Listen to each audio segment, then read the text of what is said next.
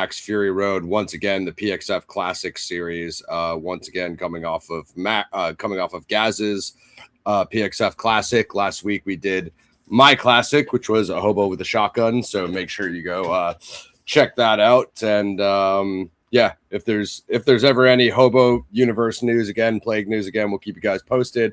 If there's any Mad Max news, we'll definitely do our best to keep you guys abreast as that as well. We'll probably come to that at the end, because if you follow Tom Hardy and George Miller, those guys are really good at telling you that they're going to do things in one interview and then like going back on the next interview. Like, we're not doing that anymore. We're doing it. We're not doing that. It's just like, stop screwing around, guys. Just give us the wasteland. That's how you feel, Max, Gaz. Totally is. Yeah, we already reviewed Furiosa when it came out, so go check out our review on that, guys, and see what we said about it. Didn't quite think it was as bad as like what people thought overall. Also, it's the least strong Max movie of the 5. I think that's basically both of our opinion. Just because Fury Road gives you so much that I really don't know that you need to watch the prequel to Fury Road. You know, if anything, you want to see what happens to Max after this chapter, which would be the Wasteland. So what we got Fear and Loathing next week. Usual drops. Go check out Camera X on Tubi, like and wishlist it. Skate to Hell out on Prime and DVD. The Thing expanded. They're doing those orders, so me and Gaz are plugging away at our 5-hour copies. So we'll report back when we complete that mountain. And then The Crow's Days of Sodom is out now on Wet Paint Pictures, so go subscribe to them and drop a like on that as well. Without further ado, Gazzy, I think I'll drop the synopsis from IMDb, then we can do genres, and then we could pull up Wiki, and I'll grab my notes, so we can go ham and kind of break this down. So it's a 2-hour movie, mostly action sequences, guys. So best bet, as always, is like go watch it yourself, see what you think, and review it on IMDb or wherever you review stuff. So, in a post-apocalyptic wasteland, a woman rebels against tyrannical ruler in search for her homeland with the aid of a group of female prisoners, a psychotic worshiper, and a drifter named Max. As always, there's several, but that's the first one. I think that's pretty encompassing. Action epic, action adventure, car action, desert adventure, dystopian sci-fi epic, one-person army action, quest, road trip, sci-fi epic. And the other thing Gaz and I will cover is alternative media as well, such as the open world video game that we both played. When I was watching this, Gaz, all I wanted to do was log into Steam and go play that open world game again. Like, it just fired me up for another run. That's a very underrated title, especially the end sequence. The fight really has, when you hear the little girl's voice, really has those flashback vibes. Mac. And when I thought Mac was in the Wastelands there for a second, maybe he is. He'll come back soon from the Wastelands at some point. It really reminded me of Fury Road and those flashbacks, especially with the little girl that he sees in his mind throughout the movie. So I thought, which is his daughter, if I'm not mistaken. I think he had a daughter in Mad Max 1. All right, so I guess we could start out with Wiki, and then I'll pull up my notes as well. We'll break down some plot. Let's see what they got. They got development. They got filming. They got post-production. They have some of the themes. There are those comic book prequels as well. Make sure to cover those guys and some of the other media. Go through all that stuff. We'll definitely cover franchise. A couple things at the end of the franchise there. And if you guys hadn't found any news on that, we'll tap in with him. Hey, Steven, I wanted to ask you, man, if you want to come on the Zodiac series and do Zodiac and Black Dahlia with me, you're more than welcome. Everybody head over to Spins and Needles. He just dropped a video about Alex Faber's claim of the Zodiac Killer being the Black Dahlia Avenger. So I posted it in the comments. I recommend everybody go check that out. But no worries, man. If you can't check it out live, just check it out later on the replay. So possibly a couple Zodiac live shows. I'm also working on scheduling one with Druser and Ned, so I'll get back to you guys soon on that. I know it's been a while, and I'll do the usual franchise updates at the end. All right, so Mad Max Fury Road is a 2015 Australian post-apocalyptic action film co-written and co-produced and directed by George Miller, who collaborated with Brendan McCarthy and Nico Lathoris on the screenplay. The fourth installment in the Mad Max franchise. It was produced by Village Roadshow Pictures and Kennedy Miller Mitchell, and distributed by Roadshow Entertainment in Australia and Warner Bros. Pictures internationally. The film stars Tom Hardy, Charlize Theron, with Nicholas Hoult, Hugh Keays-Byrne. Rest in peace. I want to make this a rest in peace show to him, guys. I'm sure you guys are well aware of him out there in the UK. In his final film role before his death in December 2020. Josh Hellman, Nathan Jones, the huge guy, obviously in The Protector and every other fight movie. Rosie Huntington-Whiteley, Riley Keough, Zoe Kravitz, Abby Lee, and Courtney Eaton. Set in a post-apocalyptic desert wasteland where petrol and water are scarce commodities, it follows Max Rokostansky Hardy, who joins forces with Imperator Furiosa Theron against warlord Immortan Joe Keays-Byrne and his army, leading to a lengthy road battle. You want me to just keep cruising, guys, or do you want to react to any of that? Yeah. Just keep cruising, because if I start fanboying out, we won't get through anything. Yeah, we'll try to get that into the sequences. Yeah, okay. So this is what I always wondered, because I always thought that this was like an Exhume Up extension of that Road Warrior fight. I'm sure Gaz and I will talk a little bit of Mad Max Trilogy, which we have not yet reviewed, but I'm assuming that you guys will make us do that now that we've done the first two newer movies. Miller came up with the idea for Mad Max Fury Road in 1987, but the film spent many years in development hell before pre-production began in 1998. That's still so long before 2015, guys. That's crazy. Attempts to shoot the film in the 2000s were delayed numerous times due to the September 11th attacks, the Iraq War, and controversy surrounding star Mel Gibson, leading Miller to recast Gibson's role of Max Rokostansky. Miller decided to pursue the film again in 2007 after the release of his animated comedy film Happy Feet. I always wonder about this guy, guys, because he's like, okay, Happy Feet's done. I want to do Fury Road now. His manager is like, okay, like whatever brings in the dollars. So in 2009, Miller announced that the filming would begin in early 2011. Hardy was cast as Max in June 2010, with production planned to begin that November. Principal photography was delayed several more times before it actually began in July 2012. The film wrapped December 2012, although additional footage was shot in November 2013. Mad Max Fury Road premiered in LA on 7 May 2015.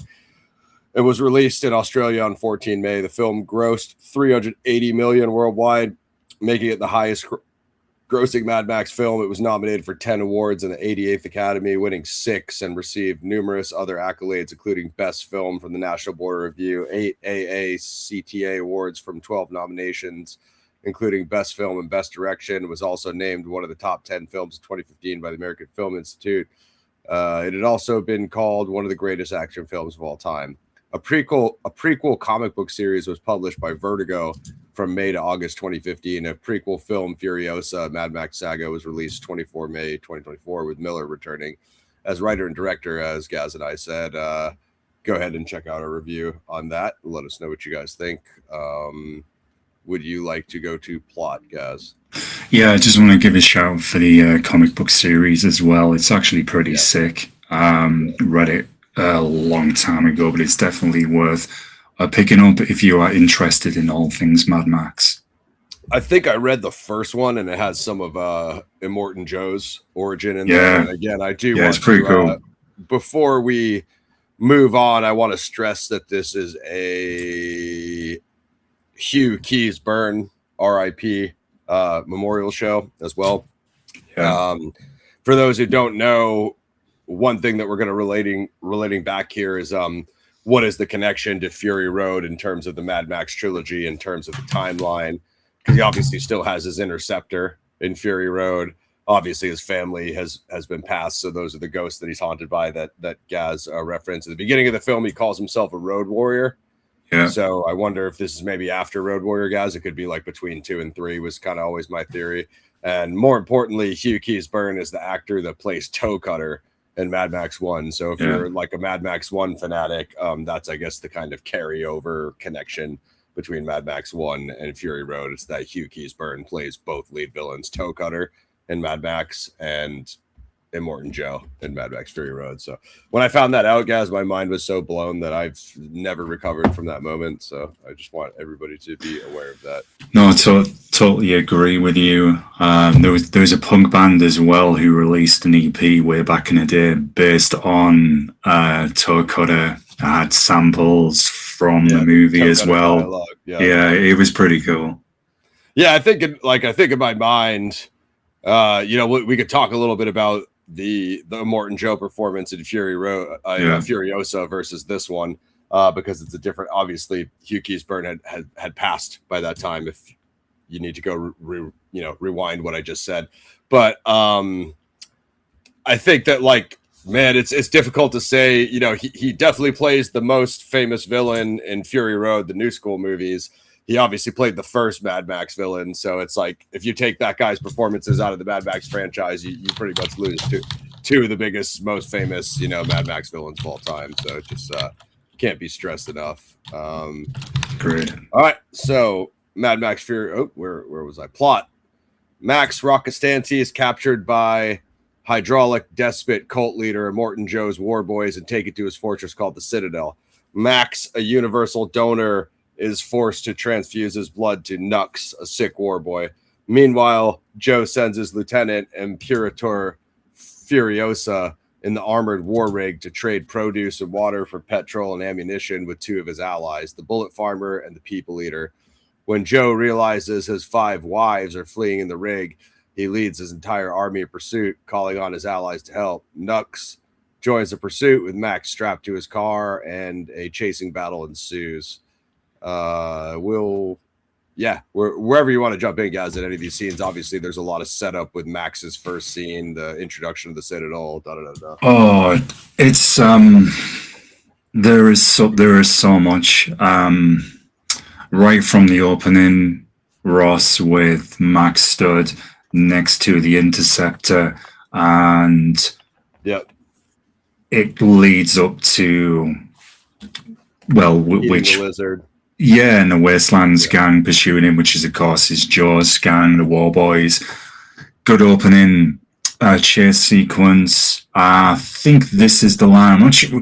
There's a line where he says he's haunted by ghosts from The Living and the Dead when the car flips. Spoiler alert there, folks. All right on that opening scene. Yeah. So, we're going to do spoilers, guys, because it's a 2015 movie. We don't feel that bad about it. Well, what's interesting is a bit like, and yes, this is a complete perfect excuse to mention the Punisher one last kill, but how Frank Castle clearly experiences PTSD and is suffering with it. We could argue that Max is going through the same, and it somewhat turns him into a feral beast. Yes, the post-apocalyptic environment obviously has a lot to do with that. But what I really like, Ross, is when the gang takes him back to Joe's stronghold, before we even get to pretty much the rest of the movie, I guess. Max is taken captive and he's going to be a blood donor for one of the war boys.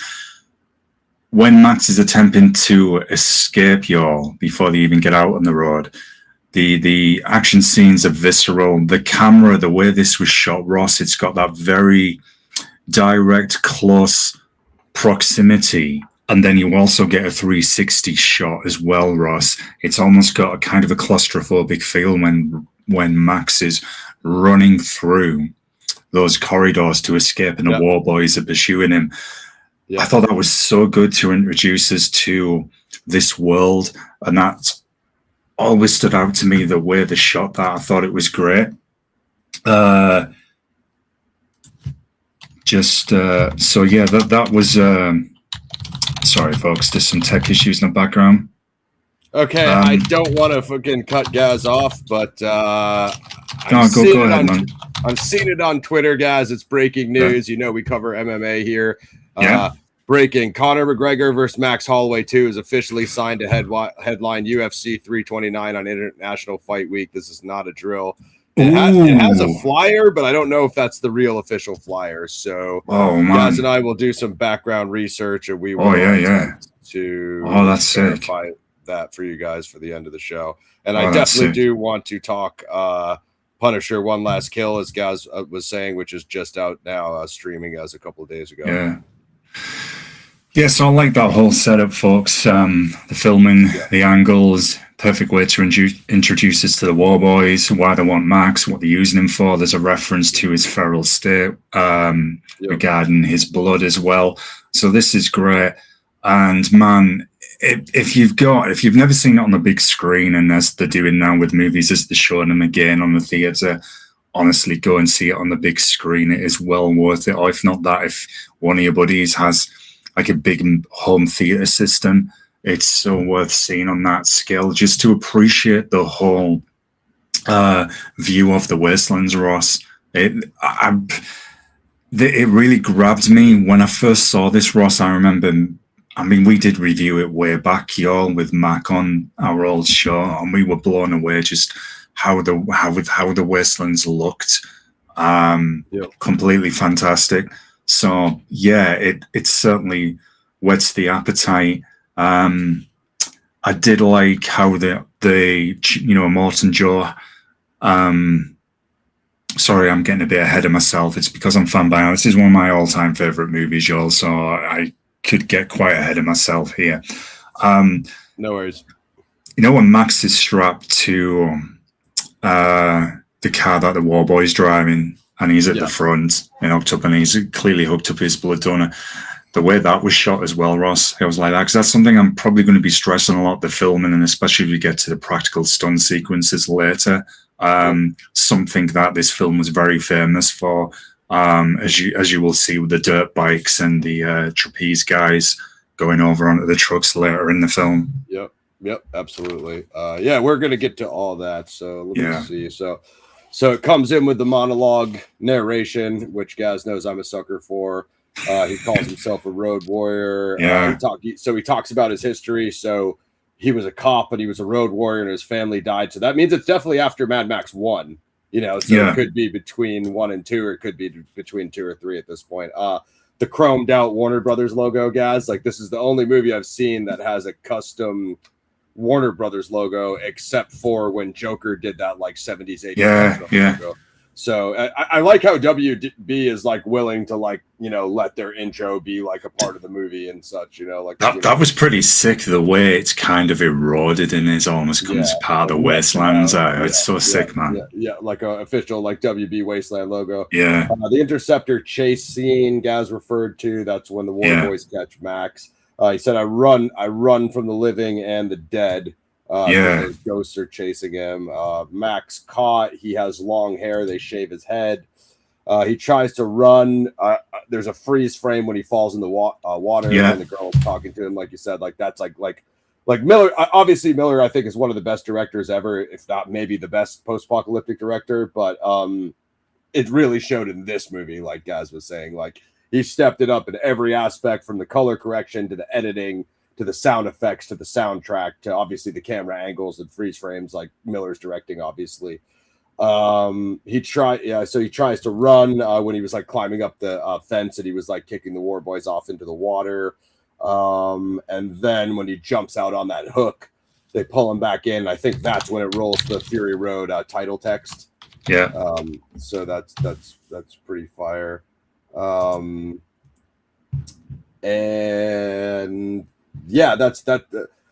one thing I noticed was like it kind of had that jumpy thing that I was talking about in the beginning of he recreated that in the beginning of Furiosa, when that gang was when they found the green place and they were chopping up that horse, and it had like the camera had that like jumpiness to it.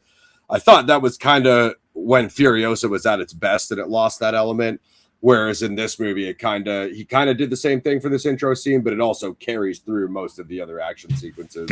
Like Gaz was saying, like you get that very like anxiety-driven pace that kind of makes you feel like you're on the rig watching the fight happen. It's what I mean. So it's the immersion experience. It's high adrenaline. It's high octane. It literally does transport the watcher into a post-apoc environment. That's why I was saying, if you've got a chance to see this on a big screen somewhere, you've really got to fully appreciate it. And you do feel like the best way I can kind of describe it, Ross, it's almost as if you're a passenger in one of the trucks or cars, and you're witnessing everything happen around you, and you're getting that adrenaline. You get that sense of danger, anxiety, high stress. Furiosa has got to get out there to survive. So has Mad Max. The War Boys, they're wanting to prove themselves. Witness me, to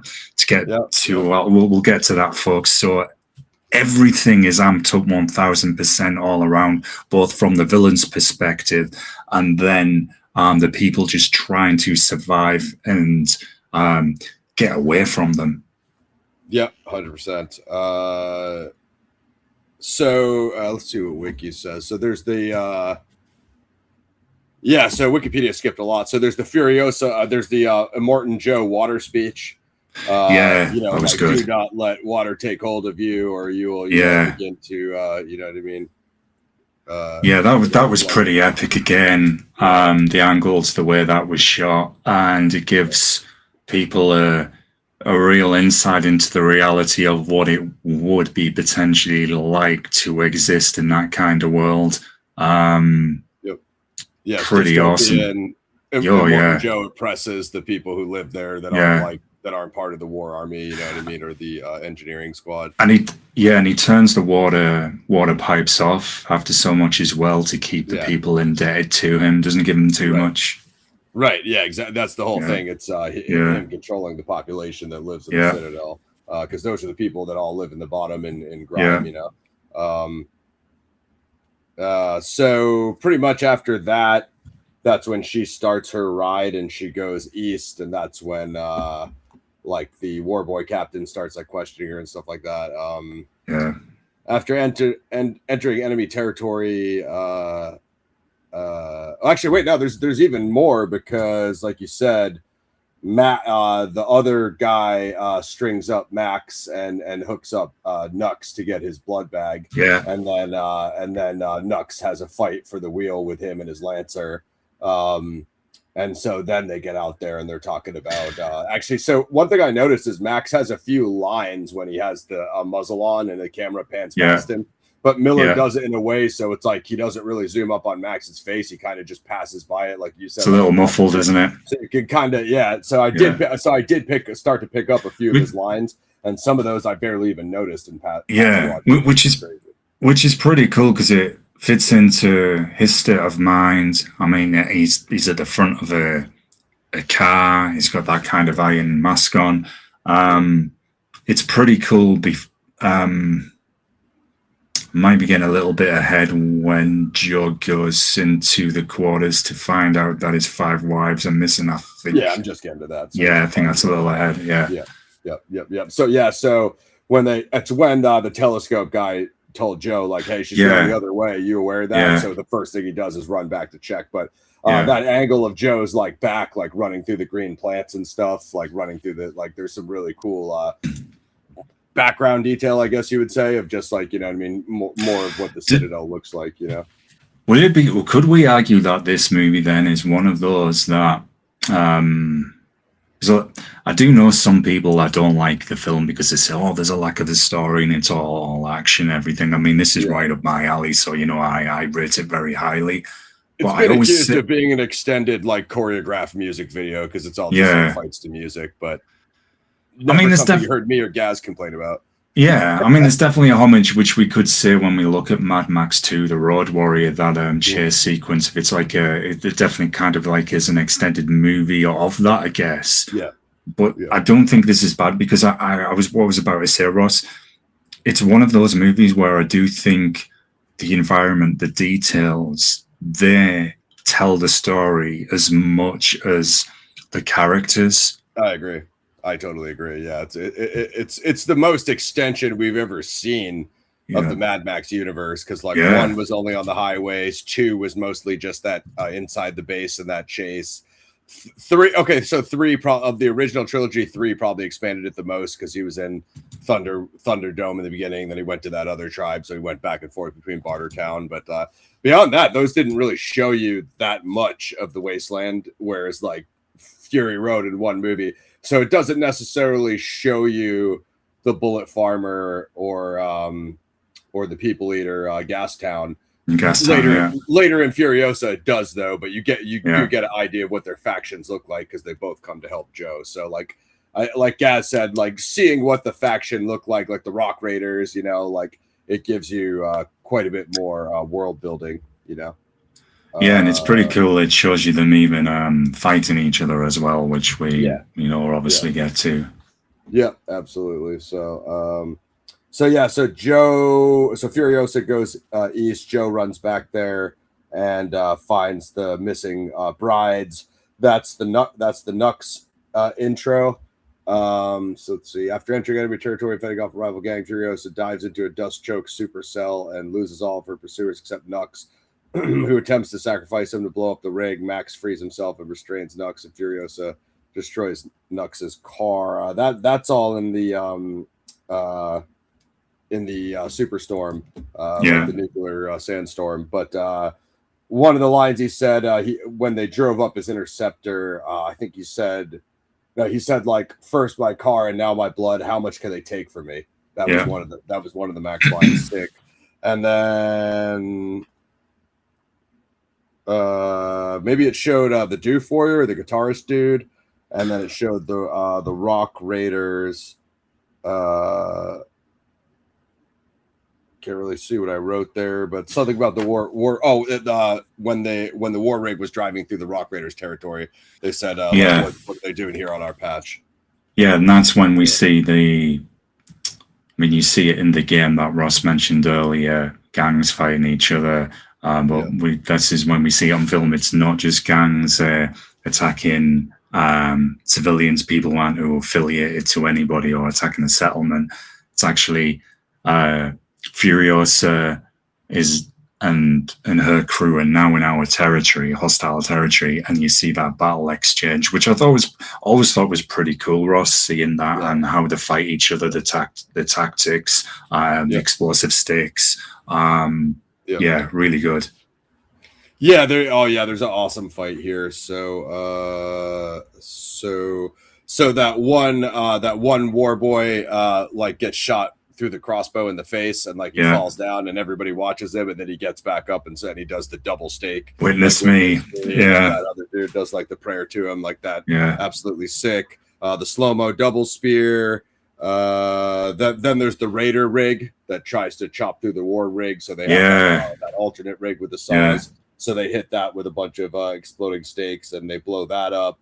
Then that goes into the sandstorm scene. So Wikipedia skipped a lot. There's actually quite a bit there from that whole first Rock Raider fight to going into the sandstorm. Yeah, and what's interesting, folks, as well, is the film does establish Joe's gang as being a little bit different from the others, that the War Boys,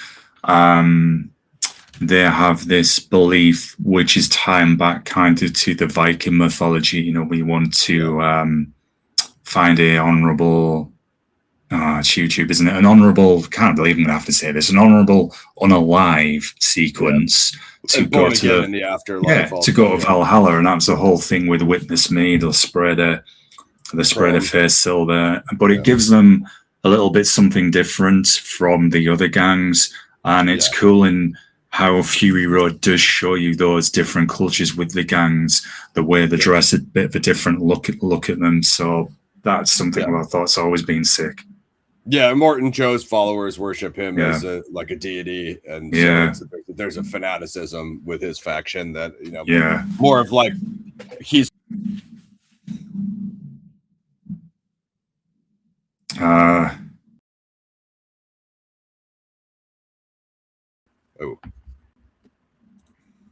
I think we both just dropped not too sure. Mediocre stream. What's dude?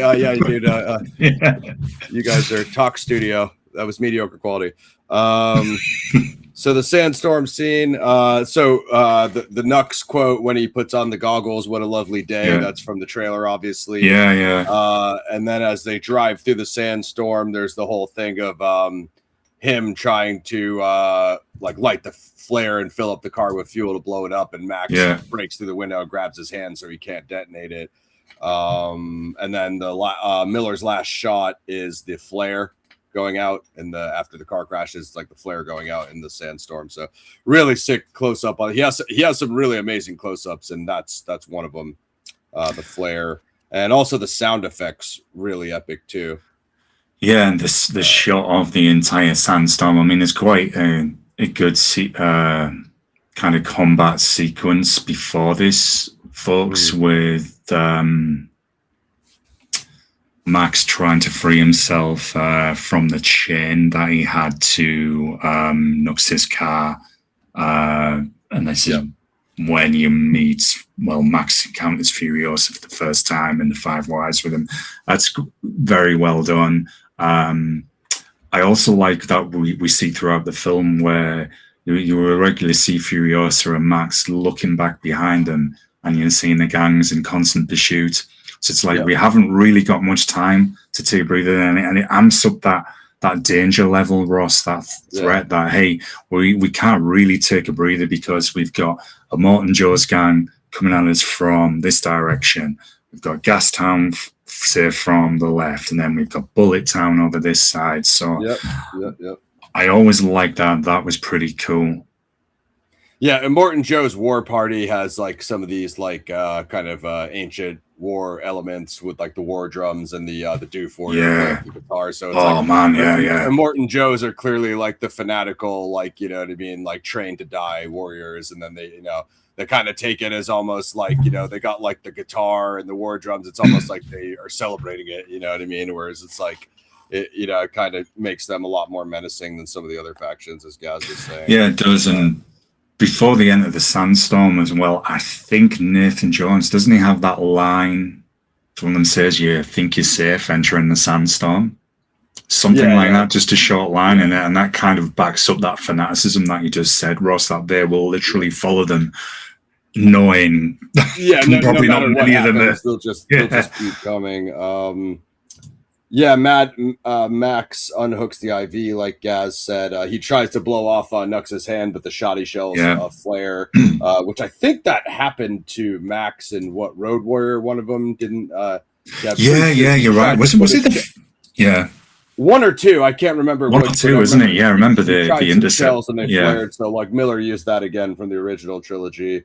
Close up of Furiosa's arm hanging on the truck. You know what I mean? Then Max walks up and he wants the water that the brides are drinking. That's where you get the first Furiosa Max fight. Nux helps him reload the clip and he shoots the rounds right next to her head. And then the first thing he says to Nux is, "That's my jacket." So he takes his jacket back from Nux.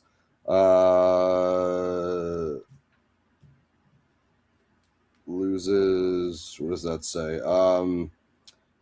The mask. Yeah. So he goes to secure the fuel pod, and that's when he cuts the mask off. So a lot of people have a problem with this because I counted that's 45 minutes in. Max is muzzled, Gaz. So he really doesn't have dialogue for the first half of the movie. So like that's a lot of people who didn't like the movie said like Max didn't talk, and like that's I remember.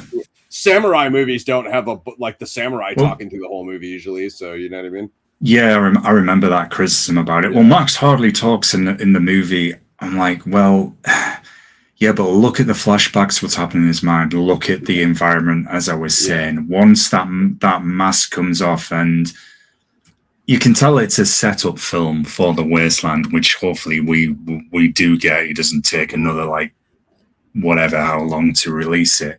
But by the end of the film, it's... Yeah, come on, George Miller. You heard Gaz. Get moving, bud. Definitely get on it, man. Max is fully emerged. He's fully awoken. He's fully established. Now, he could have stayed with Furiosa. He could have stayed with her, but no, Max has to go back out into the wasteland, as we see. So that's the way I always interpreted it, because Max was found in a feral state, obviously greatly suffering PTSD, losing his family, just... in that kind of world, and especially if you're out there in the wastelands, that is going to. I can take it further too, because 2 and 3, there's no good guys in the wastelands. So what was Sanjuro doing in the Yokimbo trilogy? He was going to every village helping the villagers, right? And what is Max doing in the wasteland? He's going to every city helping the regular exactly. wastelanders, so it's like, and the way I view it, like I think Gaz nailed it perfectly, is like Max is the only one in the wasteland doing that, so he has to go from settlement to settlement to try to like help people, because like 99% of the people are either like tyrants like Joe, or they're just raiders that'll just kill you and take your survival. So it the way that like Miller set up Max's character as like the only good guy in the wasteland, like he has to do it, so and it's almost as if like Furiosa, who's a co-character as well, is she wants to get back to the Greenland and get away from that life, get back to where she was actually from, because she's become tired of that existence as well. Yep. Yeah, I agree. So once the Enter the Sandstorm folks, really liked the color scheme here, Ross, how they showed you the lightning, that kind of like the whole essence of this post-apoc sandstorm, the rig that Max is in, and sadly, still as a fanboy seeing the Interceptor destroyed. Like, no. Yeah. Later on, the Interceptor does get destroyed. But there's like the tornadoes in the sandstorm, and there's really good detail there. Even the way Max and Nux wake up covered in the sand from the storm is also sick. Max kind of pops out of the sand with the chain and the mask on his head. I know we backed up a little bit, guys, because we're past. I got a bit ahead of myself there again as well. Yeah, it's all good. When Nux is still fanatical towards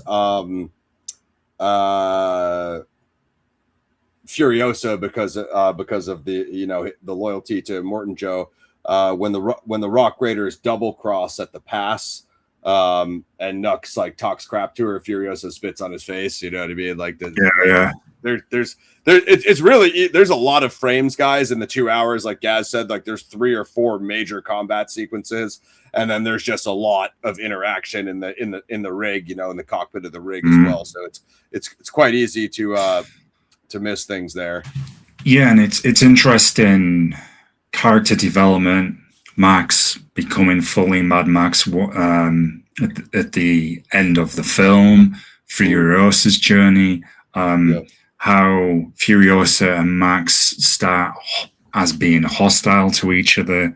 That changes towards the end of the film. You could even argue stuck working Nux, together. Nux is a like minor third character. His transformation as well. 100%. Nux's story arc is actually epic. He's the only war boy that you kind of get to see fully manifest, and he switches sides after he realizes like what Joe is doing is like not the right thing, and it takes almost till the end of Act 2 for that. I think it would have been super unrealistic if Nux just got stuck on their rig and he's like, okay, well I'll work with you guys now. You know what I mean? It's like you said, the whole life of a war boy, as Gaz said, that fanatical religion is like it's like when you talk to these people who have been de-brainwashed out of a cult. They say like, I got stuck into it and I couldn't, they broke down right and wrong for me. You can't just take someone and flip them. You know what I mean? So I think Nux, the dude who I think was Nicholas Hoult who played Nux, right? His performance really sold the transformation. Like, I failed in front of Immortan Joe, he's going to be against me again, and we can cover that when we get to that sequence as well. Yeah, no, that's a really good point, Ross, because when somebody's been indoctrinated like that, it's not just going to be a quick change. It's gradual, and there's sure that gradual process of him turning around, because at first it's almost comical actually when Max wakes up after that sandstorm. And Nux eventually wakes up, he's like, more or less, we'll take Furiosa, back to Immortan Joe, he'll reward us and everything. Furiosa's line in response to that's pretty cool as well. I think relying on the gratitude of an evil man or something like that, I think. Yeah, for sure. He's like, we can ask Joe for anything we want now. I want to drive the war rig. I love how Miller put that in there. Like, the one thing he just wants to do is just drive the war rig so bad. Can't blame him though, because the engineering of the movie is awesome. Max frees himself and restrains Nux, and Furiosa destroys Nux's car. After the sandstorm, Max catches Furiosa repairing the rig, accompanied by Joe's wives. Toast, Capable, Cheeto, the Dag, and Angarad. The latter two being pregnant with Joe's children. Max fights and subdues Furiosa, but her engine kill switch prevents him from stealing the rig. Max begrudgingly agrees to help Furiosa's group escape Joe's wrath. Nux sneaks onto the rig and attempts to kill Furiosa, but the women overpower him and throw Nux out. Nux rejoins Joe's army when it catches up. So there's a good scene there after they. So we didn't really get to the Rock Raider double cross. We were kind of just getting there, but the Raiders blow the rig. I know you love the motocross, Gaz. I'm guessing you like that shot of the Raider sliding his bike under the rig to try to grab. Oh, of course, dude. There's so much of this. Stunt. Like there's so much of this. I'm waiting until we get there. Yeah, definitely. Yeah, the bike stunts are up Gaz's alley. He watches motocross. Can't blame him. It's a crazy sport. So that lead Raider captain tries to catch Furiosa. Then there's the Raider fight. So there's just again, this is like one of the first major kind of things here because it's going through the exploding pass. And then Nux has the ribbons from the wives dresses. So that proves to Joe that he was on the rig. So Joe lets Nux climb aboard. He tells Joe that he'll incapacitate Imperiosa with Furiosa with the stabbing weapon, but Joe gives him a massive magnum and tells him to put a bullet in her skull to but what he says to him when he shines the chrome on him, he has like a sick line. He's like, you'll lie in wait, shining in chrome. Yeah, it's like they're putting him on display in the Citadel, so it's pretty. And almost doesn't he say, I think I'll walk you into the halls of Valhalla myself, I think. Yeah, and you'll lie. It's pretty epic. I would recommend looking at the dialogue, guys, or at least reading those comic books, so you can see some of Immortan Joe's origin, because he's by far the most epic. And even the way when sorry, Ross, I've cut you off. Go on. I was only going to say, I think this. I would make the argument. This is a bold statement, Gaz, but I think this might be one of the greatest sci-fi villains of all time, right up there with like the original Khan from Wrath of Khan. Like what Keays-Byrne put up in Immortan Joe, I think it's maybe at least the best post-apocalyptic villain of all time, but close to being one of the best sci-fi villains of all time. His presence, his dialogue, we see that the way he was running in the plant garden when he realizes that, hey, my 5 wives have been taken. Although he's not saying much, again, getting back to Sanjiro, etc., it's facial expressions, what we're seeing on the characters as speaking 1,000 words. They really are. So, totally. His monster truck that he drives, so memorable. Big wheels. This scene we're describing when Nux then jumps onto the rig, and he goes to run forward, y'all, and he loses his balance. Then just Joe's line, the way he delivers, just a mediocre. It's so memorable. Yeah, Joe gives him a massive, like, Dirty Harry 357 pistol, and Nux runs up there and he trips and he drops it, like, right after Joe. And then he looks across and Joe's driving right next to him and he's like, mediocre. That's a meme. Everyone has that mediocre meme everywhere. And a point to reinforce as well, myself and Ross, we've been describing the fanaticism that the War Boys have with Joe, the culture they've been born into and brought up in, the indoctrination that they've gone through. I think there is a scene, I'm not sure if this is Nux or one of the other War Boys. I think when they're first pursuing Charlize Theron, Furiosa and the rig, there's a scene where Joe glances at one of the War Boys, and might be Nux. It's like, he looked at me. It's like he's just glancing.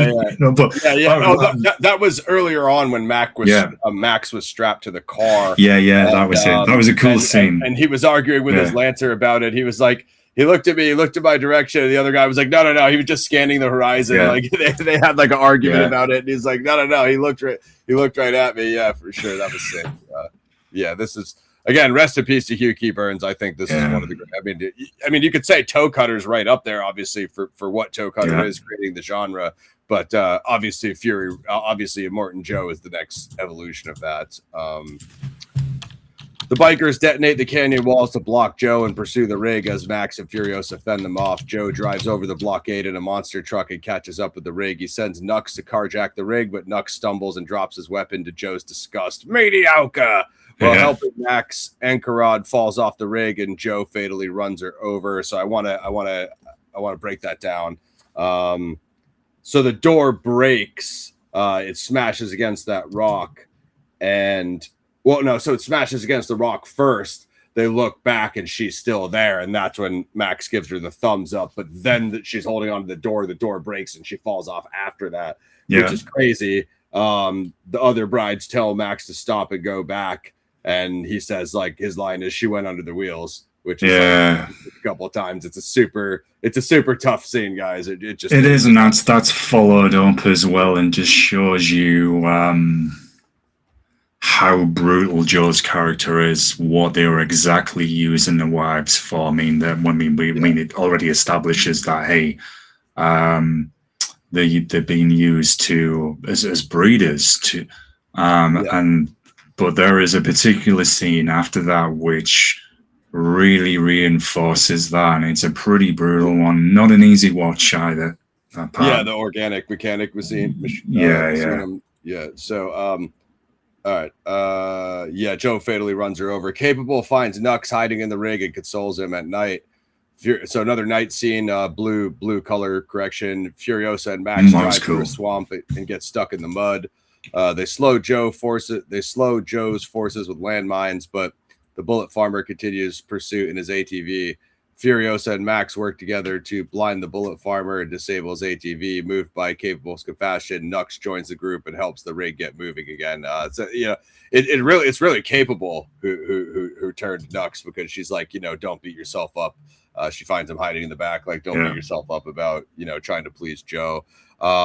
A lot of cool stuff here, though. So the sniper rifle over Max's shoulder, the spotlight, the fact that the bullet farmer gets blinded from the glass, like they have the flare right in front of his eyes. He's like, light a flare, and they're like, it's right in front of your eyes, but he can't see it. Sick.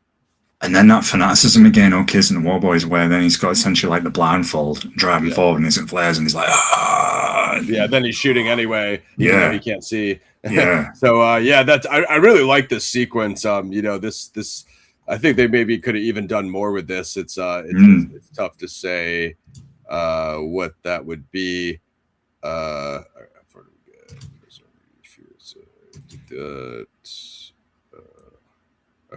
it's there. So there's a whole cool thing. The winch, winching against the tree. Nux is like, winching against that thing, and they're like, he means the tree, and he's like, yeah, the tree. Nux doesn't know what a tree. War Boys don't know what a tree is. Freaking awesome. And then obviously Max trying to like help the tree with the winch, and then Nux driving. Forget what Furiosa is doing at this part, to be honest with you, but that's okay. What? I think she was like outside the truck, but I don't remember what she was doing. Maybe she was planting the landmines or something. But because the repairs again, I think that's a bit later, isn't it? Coming up next, I know they were like banging the sand out of the engines and such. Yeah, maybe a little bit before that. Bullet farmer blinded. He has a sick line when he's shooting into the night, like Gaz was saying, like, I'm the scales of justice. So Miller wrote some sick dialogue for him. He kind of has a little mini monologue there, I guess, if you will, from a lunatic. I know because Nux was trying to get them past the winch to the high ground. So there's a really sick sideways silhouette shot of Nux running in front of the rig with kind of like both their shadows from the side. So that's really good. And then Max, all right, this is one scene. I want to get Gaz's opinion on this. It drives me crazy because Max goes out there with the ammo to kill the bullet farmer, right? And when he comes back, he's like soaked in blood, but he killed him off camera. It doesn't show it. He just went out. That was I don't know why Miller made that decision.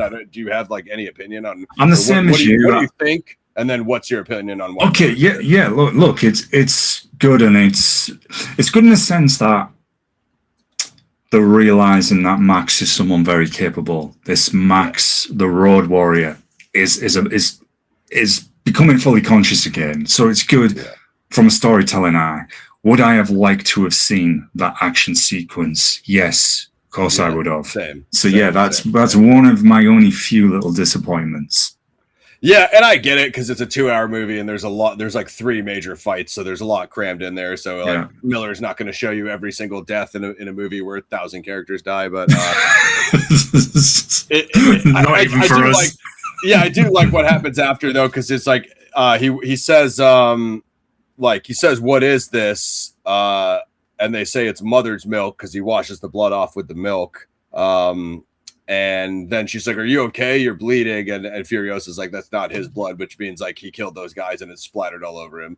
Yeah. So it's basically the translation there for you folks. And again, if you haven't seen Mad Max Fury Road, we suggest that you go ahead and stream it. Actually, I didn't really call out where people. Sorry, folks, just trying to balance something here. Yeah, do what you got to do, guys. Obviously, guys, make sure you get the hard copy Blu-ray if you're a hard copy person. Looks like it's on Prime Video. Oh no, this is. Whoa! It's actually playing in theaters. Oh, when? I bet you they're gonna pull it. I can see it's at one theater in Vista. It must just be I don't know. It must be a random showing here in Cali. I would pull up for that, but it's only playing at 2 p.m. So if you're in like North County right now watching it during this interview, enjoy yourself. Yeah. I wonder if anyone turned up to that showing. Yes, I don't know. Apparently there's a random showing by me. I don't know if there's other random showings, but definitely watch it on Prime Video. So it was Warner Brothers. So I don't know. I wonder if I don't know what else to stream it on. Maybe it's playing on Paramount or something. Yeah, it does get shown on TV quite a bit as well, folks. So it's worth watching. Just before we get any further, folks, there's also a Chrome edition of it, which Ross has said before is Miller's favorite version, the Blu-ray, the standard version here, and I'll so y'all can get a look. And just inside, well, there we go. Ross beat us to it. That's great. So we have the same. Yeah. Oh well, there we go. Ross has got the Blu-ray. Awesome. Yeah, I have the Blu-ray. Mine had, what did it have? Let me see. It had the Blu-ray. I think maybe there's a DVD on there as well, because I think mine had 3, and then it also had the digital. I can't remember if I already nice. If I already unlocked the digital or not yet. But this is my copy. I don't know what else is out there, guys. If there's a 4K Steelbook or a 4K Ultra Disc, and you be interested to know about that. Yeah, when we get to the media part, but you guys can feel free to go through that. So so obviously, like the Bullet Farmer died. The next thing we see, guys, is the crows scene when they go by the poisoned water. Yeah, and that was interesting when you because they look like they're crossing the walking on stilts as well. Yep. That was pretty sick, man. Yeah. So he gives you one kind of close up on one of them walking by, but he doesn't. Yeah. That was another faction I always wanted to see more of. I was hoping maybe they would show more of that in Furiosa, but they never did. I guess the crows obviously didn't show up to the green place until the water got poisoned. Yeah. So so let's see. The crows, and then so that's basically when Furiosa, it's like another night scene, night drive, and that's when Furiosa gets back to the Volvolini.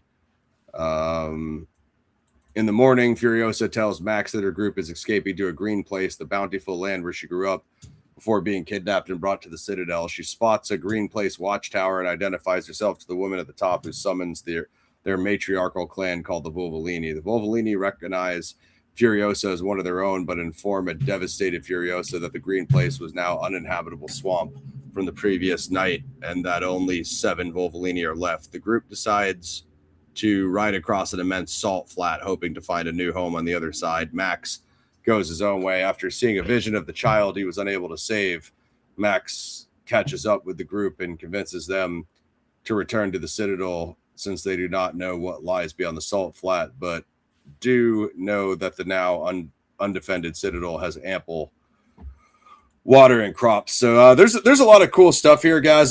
There's only like, pacing wise, having seen this movie 5+ times, there's only like 3 major slowdowns, and that's like outside of the sandstorm, this part here after the Vuvolini, and I'm trying to remember what the other one was, but I'm sure it will come back to me. But yeah, like pacing wise, I think it still holds up for the most part. Agreed. And then, so this scene here, basically it just shows Max. He has a change of heart. He comes back and he drives in front of them on their motorcycles and stops them in the salt flat. Would be cool to see what is on the other side of the salt flat, just for setting, Wasteland universe wise. Guys, can't help but wonder that. But obviously, Max tells him like, it'll be almost impossible to get across it. So which also makes sense. Yeah, agreed. Yeah, so he shows them the map and tells them to go back to the Citadel. Basically, what happens here. What up, y'all? Yeah. What up, y'all? Any Mad Max fans in the house? You can take it from there if you want, guys. I was just going to say this pretty much sets us up for. I mean, look, the movie's fire from start to finish, as far as I'm concerned. But this has to be probably this last chase scene, Ross, back to the Citadel, is my favorite action sequence out of all of them, because just it like takes everything we'd seen so far in the film and then just amps that up to another level. The practical stunts, which we can break down, it's just absolutely fire, and you do get that. I mean, we've been stressing the sense of danger and anxiety, but you really do feel like you're watching a futuristic post-apoc gang pursuing somebody. It's complete adrenaline charge, and the camera, the way this was shot was so cool as well, because there's a lot of close-ups, Ross, on the bikes, on the those kind of trapeze guys as well. The way they were leaning over Ross. There's some stupidly good extreme close-ups, even with Max fighting with one of them. We'll try and break this down for you as well, y'all. So it's almost like you're going to watch kind of a race in motorsports in a way, Ross. You've got that anticipation of it starting, and then it starts, and just literally you've got that complete adrenaline ride, but obviously with combat. Yeah, 100%. So they have a very small paragraph on Wiki here for it, guys. I took about like half a page of notes. I didn't take that many notes for this fight because I just wanted to watch the fight and enjoy it, just so me and guys can react what's going on. But without a doubt, this is the craziest fight in the film. So as they come back across, Immortan Joe's guys have the binoculars so they can see that they're crossing again, and they're going to try to retake the Citadel because it's undefended. So that pretty much leads them into, now Nux is helping Max and Furiosa. He's a Black Thumb, so he knows how to like work the engines and all that stuff. And it pretty much gets us to this crazy battle. So Joe intercepts them, and in the ensuing battle, 5 Vuvolini are killed. Toast is captured, and Furiosa is severely wounded. Joe overtakes the rig as they approach the canyon, while Max fights Joe's son and enforcer Rictus. Furiosa boards Joe's truck to rescue Toast, who distracts Joe, allowing Furiosa to kill him. The remnants of the group drive Joe's truck back to the Citadel, while Nux sacrifices himself by wrecking the rig to block the canyon behind them, killing Rictus. Max transfuses his blood to Furiosa, saving her life. That's what it says on Wiki, but I don't think that's correct, guys. Also, I mean, he did do that, right? But also her blood was punctured, so by him opening the airway, I thought that's what opened her lung back up. Kind of missed that on Wiki. So back at the salt flat, the Max and Furiosa handshake, that was what got them going. So pretty much when Joe's, I'll say what notes I have. You can just react to whatever you have, guys. Yeah. When Joe's gang attacks the rig again, so they have the harpoon vehicles that are shooting the harpoons into the back, and Max is cracking those with the what do you call those things? The shears. So no, this whole this whole chase sequence is something else, folks.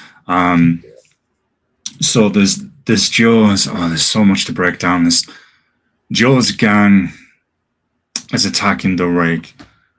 We really do see the varying aspects of the warfare, the tactics that they use. So as Ross just said, you've got the cars firing the harpoons. Then, and we'll talk a bit more about this when we break down some of the stunts and extra things in a few. But they use the dirt bikes jumping over the rig as well. They're dropping the grenades. The rock raiders, very key point we'll come back to about that soon. That was executed so well, and Ross, it really did feel. I remember you asking me about the use of a dirt bike in Delta Force the other week. Well, Ross, in this one, you really did feel like those guys were literally doing whips over the rig, and they're dropping. This is like watching a motocross event, but in a post-apoc environment. So that I thought was fantastic. I love the way that was filmed. It really did capture those riders on the bikes. Made a whole difference using real motocross professionals as well, which they did. Yep.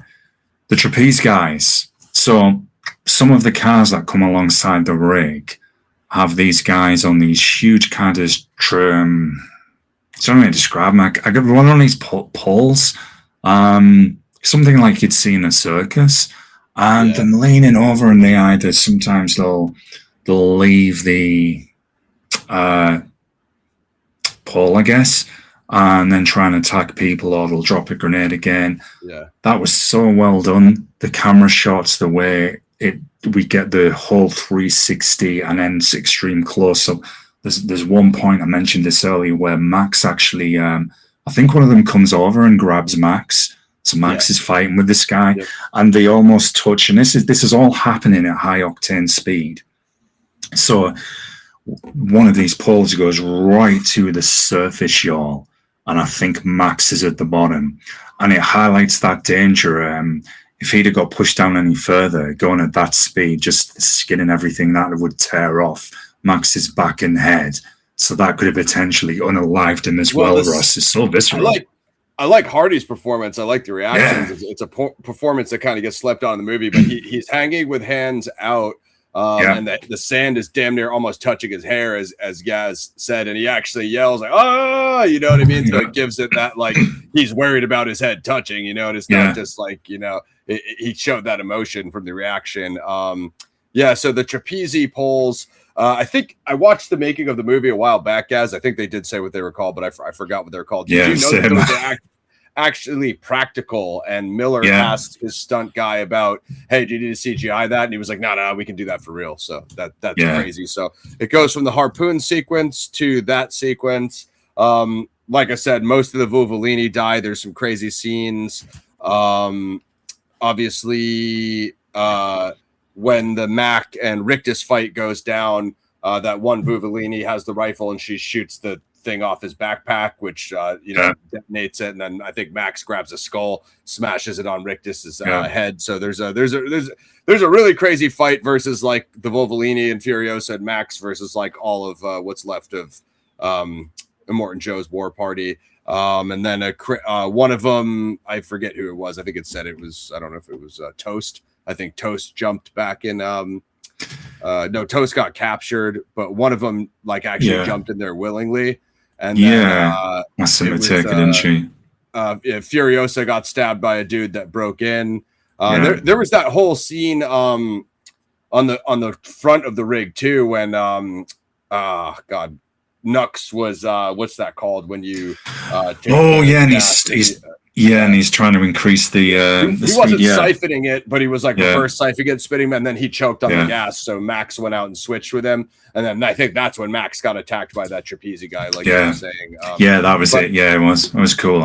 There's a whole bunch of crazy stuff there. So man, was that earlier on when Max fell and Furiosa caught him and she was holding him upside down? I think that was when his interceptor got crushed, right? because we didn't talk about between the two trucks.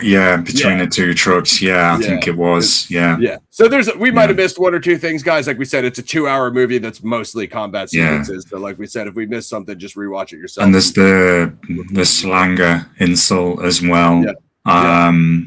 Another famous scene, which a lot of people asked what it means. Which can I say it really on here? Well, let's just say Joe's called a penis, I guess. It's just, I can say it like that. So Furiosa's severely wounded. She got stabbed. Joe overtakes the rig as they approach the canyon, and Max fights Rictus. Furiosa boards Joe's truck to rescue Toast, who distracts Joe, allowing Furiosa. I love the way like Wikipedia writes this, allowing Furiosa to kill him. I'm like, no, it's a little bit more extreme than that. Yeah, it didn't just say, go on then. She hooks a chain to his mask, which sucks his face into the tires, possibly the craziest kill in Mad Max history. So Immortan Joe gets his face ripped off, which I would argue has the big payoff of like Furiosa and Max fighting like the big bad villain, because I'm going to be real, that moment never comes in Furiosa. The well, that's what the thing. What she did to Joe is what she should have did to Dementis. Yeah, well, that's right, because she doesn't look. Furiosa is not as bad as a lot of people say. It just doesn't quite deliver the punch. It's way more unfocused than the other Mad Max. The gang's gathering in the Citadel in Furiosa, and we were expecting that we're going to see this huge warfare. I mean, we do see the huge post-apocalyptic bike gang in Furiosa, and it just quite never happens. Furiosa has quite a good supporting character in that. I nicknamed him Mad Max Sensei when we reviewed it, because he's kind of like a wise man of the wastelands, I guess. Imperator 1. The history, man. Yeah. So there's some cool sequences in that, but yes, you're right, Ross. In Fury Road, she gets that payoff, and it's gives her character that kind of closure. You know, he took her when she was a child, what they did to her tribe, and it comes all around. And by this point as well, Max has fully emerged as the Road Warrior. Yeah, and you know what? To unpack that just a little bit, I do want to push back more on that Furiosa narrative, because she didn't know Joe. She only knew Joe from, spoiler, you can go watch our Furiosa review for what we actually thought, but she only knew Joe. She only knew Joe from the deal that Dementis did for the organic mechanic, Furiosa, and the resources. So Joe didn't enslave her in childhood the way Dementis enslaved her in childhood. You see the argument? My mind forgot that. She didn't even know. She didn't even know Joe as only at the age she encountered him as a preteen or child or whatever. The way that she knew Dementis hunted down her mom and her tribe, like the Volvolini. Dementis hunted down her tribe and killed them all and enslaved her. Joe didn't do that to her, unfortunately. So even I stand corrected. Also, she didn't really have a loyalty. I didn't say it because that's what you said. I'm just saying it for sake of the news. Like, sorry, I don't mind either way, bro. Look at the violence that she brutalized Joe with, and then the corny ass ending of what she did to Dementis. They're not equal. They're not equal paybacks. They're not equal paybacks, because she wasn't even really friends with Joe's breeders. She might have not agreed with what Joe was doing, enslaving them, but they had to beg her and convince her to smuggle them out of there. It wasn't like that was her idea, and she was like, "Hey, I'm going to get you guys out of here. Oh, by the way, I know Joe and the war party is going to be after me for this, because why would you put yourself in that situation?" At that point, she didn't even know Max would be helping her, because that was a total accident, as part of this movie. So I'm just saying, like, what's with why rip Joe's mask? I know Joe's trying to kill you guys, but why rip his face off into the freaking tires when Dementis is the one who Dementis hunted down your tribe, killed your mom, killed your lover, that other Imperator that she was rolling with, and then continued to go after her even after, you know what I mean? So I'm like, that's why that's where Miller lost me, and like, hopefully no one from Miller's cast or crew or staff ever see this, because just say I'm an idiot on YouTube, which is fine, I am. But you know what I mean? That's where he lost us. Like, dude, you should have ripped Dementus's face off into the tires. That'd be my argument. I mean, do you see where I'm going with that argument? Yeah, I like, see what you're doing. Yeah, given now, and thanks for, I don't mind either way you were saying, I stand corrected, and now that's helped me remember the actual review that we did in Furiosa about, the other parts that I didn't remember. Yeah, yes, we'll go watch it too to see what he said. Yeah, exactly. Thanks. Exactly. What did I say? Yeah. Oh, that's what I said. That's what I think of this movie. You guys knew the moment was coming, right? yeah, exactly. PXM on its finest, y'all. Yeah, she doesn't quite get that payoff in Furiosa, but she does here. But you're right, that could have happened first time round, and I'm going to be controversial. Look, I like both characters, but could have Max been the one, I guess? I'm being picky, to have taken out Immortan Joe. Yeah, if she'd have got the payoff in the first one, that would have been better, I guess. You know what may be the switch up, because he probably thinks like Max went pretty hard on Toecutter and won because Toecutter and his gang killed his family. So he probably, maybe Miller like had it in his bag at some point. It switched for him. Like, I'll have somebody else do it in this one. Just, same actor, same similar kind of villain and spiritually, Joe is the spiritual sequel to Toecutter, if that makes sense, No, it does, yeah. Just a thought. I don't know if that's what I was thinking, Could have been. Yeah. Did I throw you off there? No, it's all right. I've just my mind feels settled, and now remembering my own actual words. I've been a bit like a politician, Ross. Say one thing and then say, "No, I didn't say that." So, well, you clearly my did. Policy on that one, sir. We have the interview right here. That's AI. Don't go playing any AI reviews of me and Gaz saying things that we didn't say, mother effers. Yeah. So I think we covered the rest. After that, she's wounded. Max punctures her lung with the IV, saving her. They return to the Citadel. Pretty grand unveiling here. The remnants of the group drive Joe's truck by the Citadel while Nux sacrifices. He blows up the rig. So Nux's final moment, he does say, "Witness me" at the end. Yeah, that was pretty cool, man. Yeah, Nux gets his moments. But the way he says it, it's almost more of like, it's "witness me" for myself, and less so than, how the other war boys say it, being it's for Joe,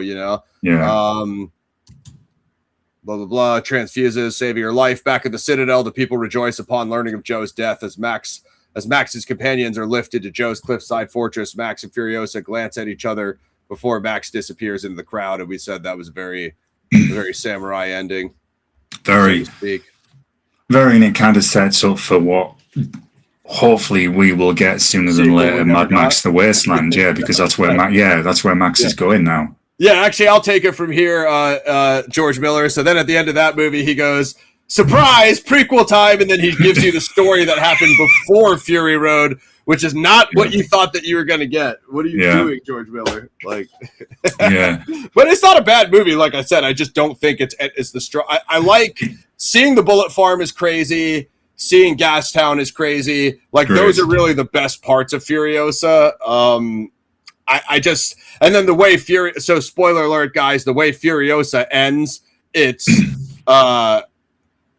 what's her name? The Imperator Furiosa. It's her helping the brides escape to load them into the rig, which it's cool. It does that whole thing we were talking about with Rogue One leading up to the end of New Hope, or the Thing prequel, leading into the Thing original. But it's cool, but it's nothing we haven't seen before. So I was like, for George Miller to go through all that work just to link the two scenes together, I'm just it wasn't.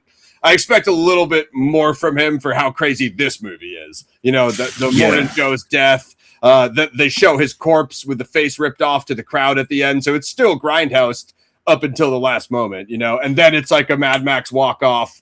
He's out. So there's no ceremony like A New Hope where Han Solo gets the awards for winning the battle. Like, Max just walks off and gets no credit. That's a very Mad Max thing, Yeah, it is. It's true. And in Furiosa, there is that Mad Max cameo where he's witnessing the gangs fighting in the wasteland. Yeah, what up, Pixie?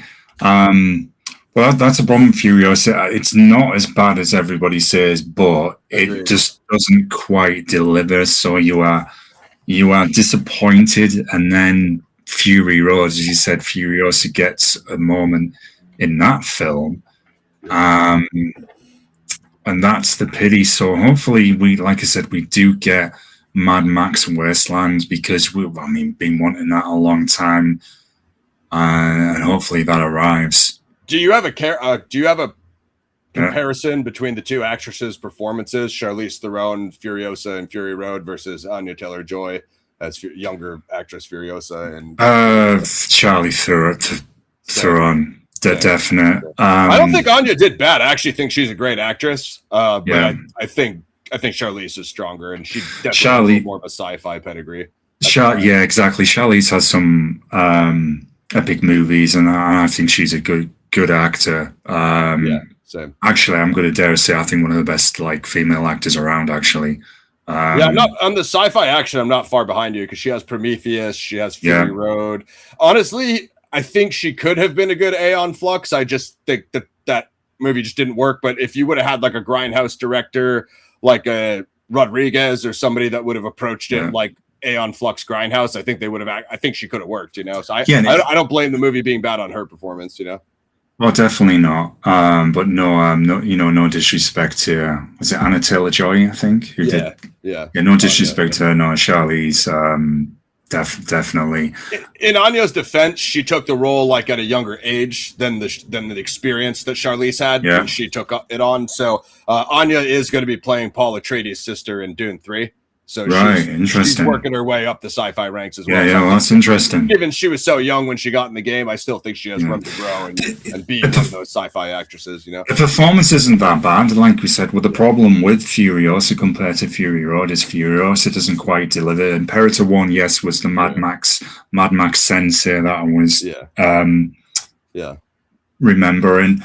The raid on Bullet Time, I think, with a huge stack collapsing in Furiosa. That sequence isn't bad, and that's pretty good. There's some great sequences. But also, I was also going to make the argument. Mr. H said this. Shout out to his channel, that it's as much a Dementis movie as it is agreed a Furiosa movie, and I think Dementis is one of the stronger Mad Max universe villains. As a matter of fact, what you said about Charlize, I'd go to far as say I think Dementis is the best character I've seen from Chris Hemsworth, because he gets crapped on a lot for the whole the Thor crap and some of the things that he made that maybe aren't at his highest level. But I do like his Extraction trilogy. I think Dementis is his best character. So he's not a terrible actor, but I think he really needs a good character piece like what Dementis was. Because from what George Miller said, he took it super seriously. He kept a diary where he was writing down in character diaries of Dementis, and obviously his dad rode with the Mad Max 1 guys, as I told you. So he does have a pedigree to the Mad Max universe. I thought he brought justice to the character. Feel free to disagree with me, roast me in the chat, kill me in the comments, whatever you like. I think as well with it's just got to be said. I'm jumping a bit ahead, but I think what really does put Fury Road up there, Fury Road. My barbarian talk there. What really does put Fury Road up as one of the best post-apocalyptic action movies of all time is the use of the practical effects. No films are CGI. Guys, he hired professional motocross riders that just let me get my notes here a moment. I think George Miller has the best crew maybe in the industry, because the stunt coordinator, obviously soundtracked. We'll have to cover music and soundtrack, but every detail of the film is perfect. I get that it's a 2-hour action grindhouse bloodbath music video, but even if that's what you think, every detail is perfect, as Gaz said. Lighting, color correction, cinematography, name something. And he hired guys from Australian Supercross and MX to do the real-time aerial jumps, the whips, the drifts, everything like that, which was absolutely great. They even used the bikes. I think they modified them, custom modified some of the bikes, I believe. They had extended swing arms, so for the stability, for when they were going uphill. I think they used Yamaha R1s, and they used them to serve as dragsters. And those are 160 horsepower sport bike, and they modded them, changed the tires around and put dirt tires on them. So I mean, what I'm trying to stress is the behind the scenes work that had gone into Fury Road to make this as realistic as possible. Yeah. To show you how those riders, to put a Wild West spin on this, how a cowboy has that relationship with his horse. It's an extension of him. And we see that with the bikes in this, Ross. Yep. I mean, I could stretch this and say post-apoc Western to a point in some areas. I don't think you'd be wrong. I remember when Miller went to Japan, they told him that like Max is a samurai, so the way the Japanese audience, their perspective was like watching Mad Max through a samurai, film, as you said. And then I'm going to let Gaz handle that topic, guys, because he knows way more about moto than me. But the argument I would say, Gaz, is Miller is some sort of moto guy, right? Because Toecutter's gang was a moto gang in one, so he obviously knows something about it, Has to be. I mean, that has to be. He's at least a fan of it, Yeah, and Hemsworth and all that. The Hemsworth brothers. I know one of them. I remember. It's got to be Chris. Huge bike fan, goes to a lot of the races, MotoGP, Superbikes, motocross. His dad rode with the Mad Max 1 crew, so they are from the Mad Max Moto pedigree. He's obviously Dementis rode the Chariot, right? Yeah, and you've got to have that in a Mad Max movie because it's the whole point of how they're getting around, how they're fighting with each other, and I mean, car action. Hear me out here where I'm going with this before everybody jumps on me for referencing this movie. But in Fast and the Furious 6, you'd be like, family, and you see the vehicular warfare being used by Jason Statham's brother, is it? I think who is in Fast 6 or 5. And I mentioned this earlier, what I like with Fury Road, Ross, is we actually see how they use the different vehicles in assault patterns. We see that strategy. We see it's not just we're gonna ride after them, right? You go forward, you smash into this. We see different parts of it's post-apocalyptic, but it's still an army and they're still using them tactically. And I think they nailed that, Ross. Nailed it with the stunts, nailed it with how they use heavy armor, if you like. Then kind of the light skirmish vehicles, the bikes, jumping over, dropping the grenades. It just gives so much more punch and weight to the film. Yeah, I mean, I think what Gaz was speaking to is Miller's authenticity instead of hey, we need to do some difficult bike stunts of fire up the CGI editor, right? he hired like moto riders, you know what I mean? Which is not the route every studio or director would go because they're saying like, oh, they're dropping grenades and sliding under rigs. That's going to be way too hard. We'll just CGI it. You know what I mean? So obviously, as Gaz said, with the practical effects argument, Miller didn't take that route. Yeah, and when all I have to say is, okay, just watch what they do pretty much all the time anyway, or then just watch the X Games as well with the trick riders, the stupid stuff that they're doing in there, and just say, we can get these guys and say, right, here's a sequence. This is what we want you to do. Can you do this? And we don't know. Perhaps even they could have said, yeah, we can, but we can actually improve that. We can make this look even crazier for you. Yep, 10 times. The one dude jumped onto the rig and he back of the rig. Yeah, oh man, so sick, bro. Yeah, best bet is, guys, just watch it yourself. And I probably rewinded 3 or 4 times, guys, because Miller, when someone dies or they get ran over, Miller does that camera close up right on their face, right when they get Max. So I rewinded like 3 or 4. And I was like, whoa, what happened right there? I'm like, I mean, it's a movie that you can, like, if it's not your first time seeing it, just be ready to rewind because the fights are insane. And something else, I mean, we're going to get to this in a moment, but something else which I think is important not to overlook, which we clearly have for about 10 minutes, is hence why I mention it now, is the score, the soundtrack, the way that final chase is set up. Yeah. It has that adrenaline charge. Oh, superb, man. Dun, dun, dun, dun, dun, dun, dun, dun, Yeah. dun, dun, dun. What is that dude's name? XL. Is it Junkie XL? Yeah, Junkie XL. That's it. I think he's done quite a bit. He's done quite a lot with film. Junkie XL. Yeah, that's what I've heard, but I Yeah. don't know if it's anything that's ever on the level of as insane as this. You know what I mean? Yeah, true.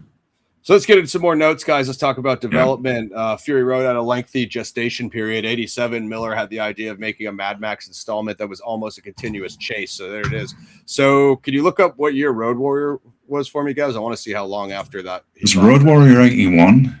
Well, so let's look it up. It still took him 6 or 7 years to think of that, then. Yeah, 81. Wow. Yeah. Is it 7 years later, dude? I need to have just one long car chase. Yeah. Great idea, George. I'm not mad. Had the idea. He got the idea for the plot in '98 when he was walking across the street in L.A. About a year later, while traveling from L.A. to Australia, a story in which violent marauders were fighting not for oil or for material, but for human beings coalesced.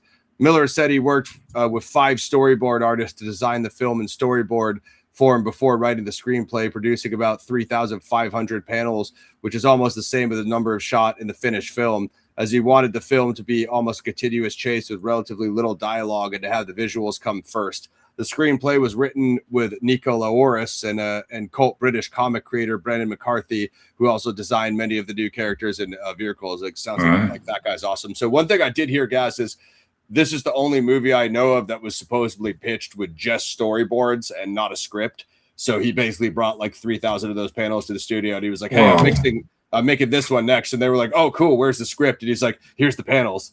And then they were like, oh, "Okay, it's George Miller. Yeah, he can have our money." But from what I've heard, no movie has ever been pitched with just panels. So if that changed, check me on it, guys. But the film entered pre-production 20th Century Fox in the early 2000s, was set to star Mel Gibson, who had portrayed Max in the first 3, with Sigourney Weaver contemplating the female lead. That's interesting, guys. I think she could have pulled it off. Imperator Furiosa, suggested by Gibson himself that they had worked together in Peter Weir's Year of the Living Dangerously, and Miller agreed on the idea. However, production was indefinitely postponed after September 11th, and the American dollar collapsed against the Australian dollar, and our budget ballooned. Miller said in several interviews since the film was released in 2015, or due to security concerns and tightened travel and shipping restrictions leading up to the Iraq War, caused issues with the proposed Nambian shoot, as had been reported previously. It must have been the desert, I would gather. Yeah. In either event, Miller said he then had to commit to Happy Feet because we had the digital facility booked to do it. By the time he got back to work on Mad Max 4 years later, Gibson had all that turbulence in his life. Both Miller and Gibson himself said the passage of time had made Gibson's age a factor, since the film wasn't about an old road warrior. 2006, Miller said he was thinking about making Fury Road without Gibson. He confirmed his intention to make another Mad Max film in 2007 and stated that he thought Gibson was focused on his own films and was also too old to play the part. And 5th March 2009, it was announced that an R-rated animated feature film inspired by Japanese anime but adapted for Western audience was in pre-production that would be taking much of the plot from Fury Road and would not feature Gibson's voice. Miller was also developing an action-adventure tie-in video game based on the 4th film with God of War 2 designer Cory Barlog. Both projects were expected to take 2.5 years, and according to Miller, were released in 11 and 12. The animated Fury Road was going to be produced by Dr. D Studios, a digital art studio founded in 2008 by Miller and Doug Mitchell. Well, we never heard anything about this ever again, guys. I'm guessing the video game became the video game, but where the hell's the animated movie? On 18 May 2009, it was reported that location scouting was underway for Fury Road, which could go into production later this year. Miller had decided to shoot a live-action film after all, and already had the various vehicles built for years now, as they were built for the doomed Fury Road shoot. By this time, the project had moved from Fox to Warner Bros. In October, Miller announced that principal photography on Fury Road would commence at Broken Hill, New South Wales in August 2010. That same month, British actor Tom Hardy was in negotiations to play the lead role of Max. It was also announced that Charlize Theron would play a major role. The finalists for the part of Max were Hardy, Armie Hammer, Jeremy Renner, and with Michael Fassbender, Joel Kinnaman, Heath Ledger, Eric Bana, and Eminem, who did not wish to leave the United States, all having been considered at various stages of the film's extended development. Well, I just learned a few new things, and let's break this down for the audience. I know where you're going to go with one of these. Fairly concerning things that Eminem would be spilling mom's spaghetti all over the war rig cockpit, and the film would just not be a success with his blonde hair. He's better for Nux. Why would he be? Agreed.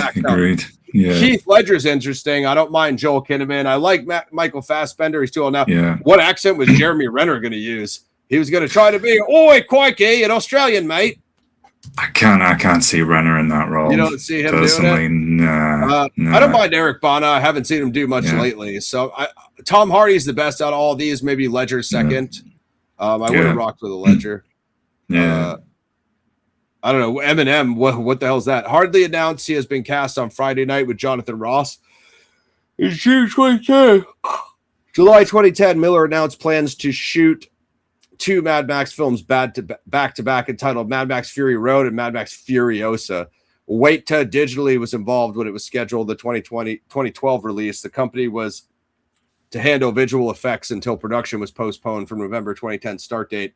Special physical effects house Weta Workshop provided conceptual designs, early character look development, prototyping, and specialty makeup effects. After an unexpected heavy rains caused wildflowers to grow in the desert around Broken Hill, filming was moved from Broken Hill back to Nambia in November 2011. Other potential locations scouted included the Atacama Desert in Chile, Chote de Jurudu in Tunisia, and Azerbaijan.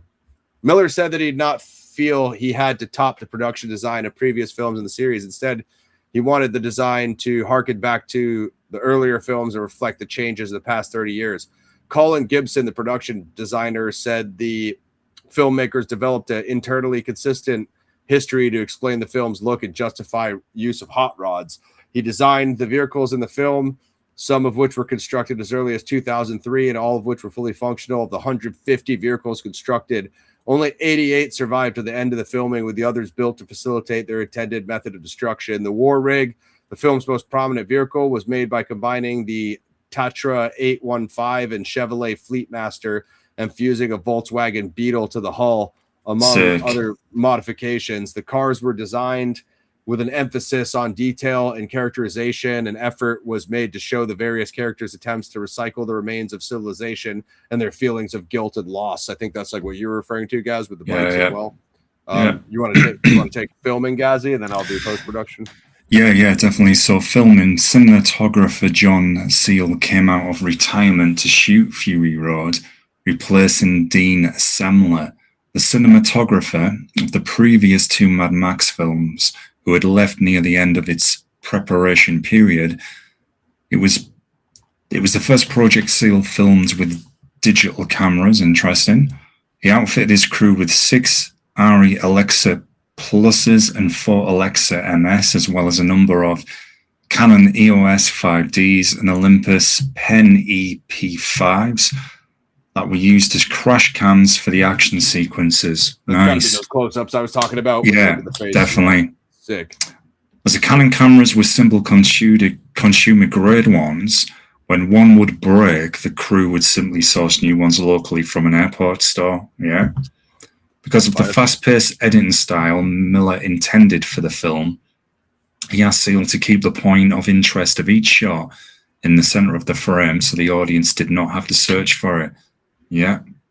Principal photography began in July 2012 in Nambia, with most of the filming based in the Dorobe National Park. Some scenes were also shot at the Cape Town Film Studios in Cape Town, South Africa. In October 2012, The Hollywood Reporter reported that Warner Brothers sent an executive to Nambia to keep the production on track. Filming wrapped up on 8th of December 2012, although the opening and closing scenes at the Citadel had still not been shot. It's pretty interesting, that. A draft from the Nambian Coast Conservation and Management Project that accused the producers of damaging parts of the Namib Desert, endangering a number of plant and animal species, was leaked in February 2013. The Nambia Film Commission had no reservations after visiting the set during production and disputed claims reported in the media, calling the accusations unjust rhetoric. Filming went over. Yeah, I don't know. Filming went over budget and producers forced the film to wrap up before any of the Citadel scenes had been shot. Change of leadership at Warner Brothers later allowed production to continue and the missing scenes to be filmed. In September 2013, it was announced that the film would add pickups of the opening and closing scenes at the Citadel. Filming continued on 22nd of November 2013 at Potts Hill and Penrith Lakes in Western Sydney, and concluded in December 2013 at Fox Studios Australia. Don't you love it, Ross, when you're reading and you get tongue-tied? It's excellent, isn't it? Yeah. Miller invited playwright Eve Ensler to act as an on-set advisor. Impressed with the script's depth and what she saw as feminist themes, she spent a week in Nambia where she spoke to the actors about issues of violence against women. According to Miller, 90% of the effects in the film were achieved practically. Definitely see that.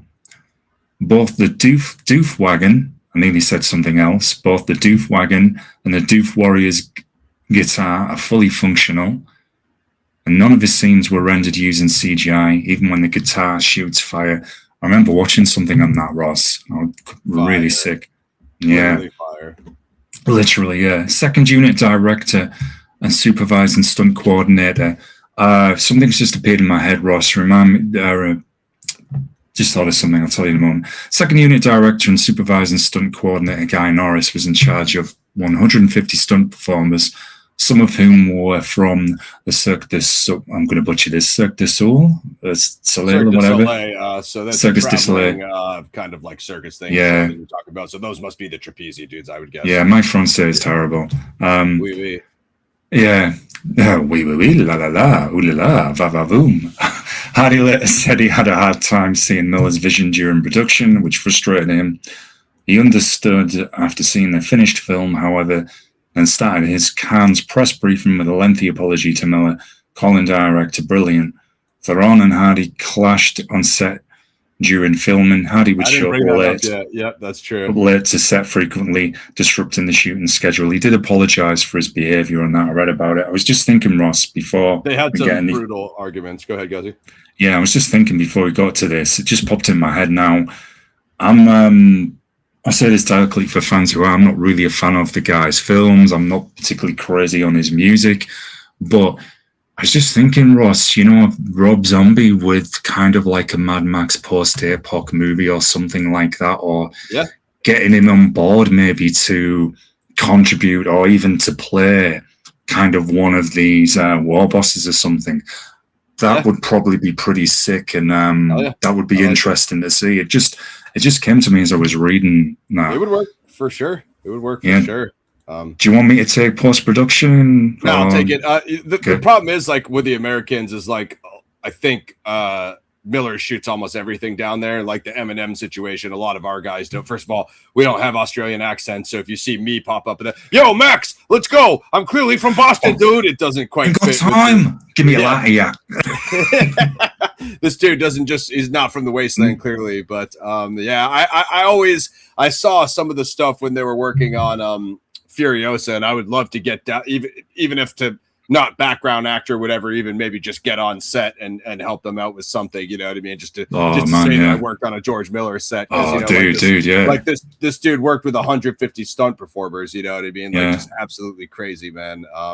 So yeah, I'll take post-production. Now, the other thing I want to mention too is the Doof Warriors guitar. We didn't talk about some of those close-ups that Miller like spams across the 3D spams across the screen. So when Nux crashes the war rig and him and Rictus die, the Doof Warriors guitar flies up to that close. It's like those three objects. I think it's the Doof Warriors guitar.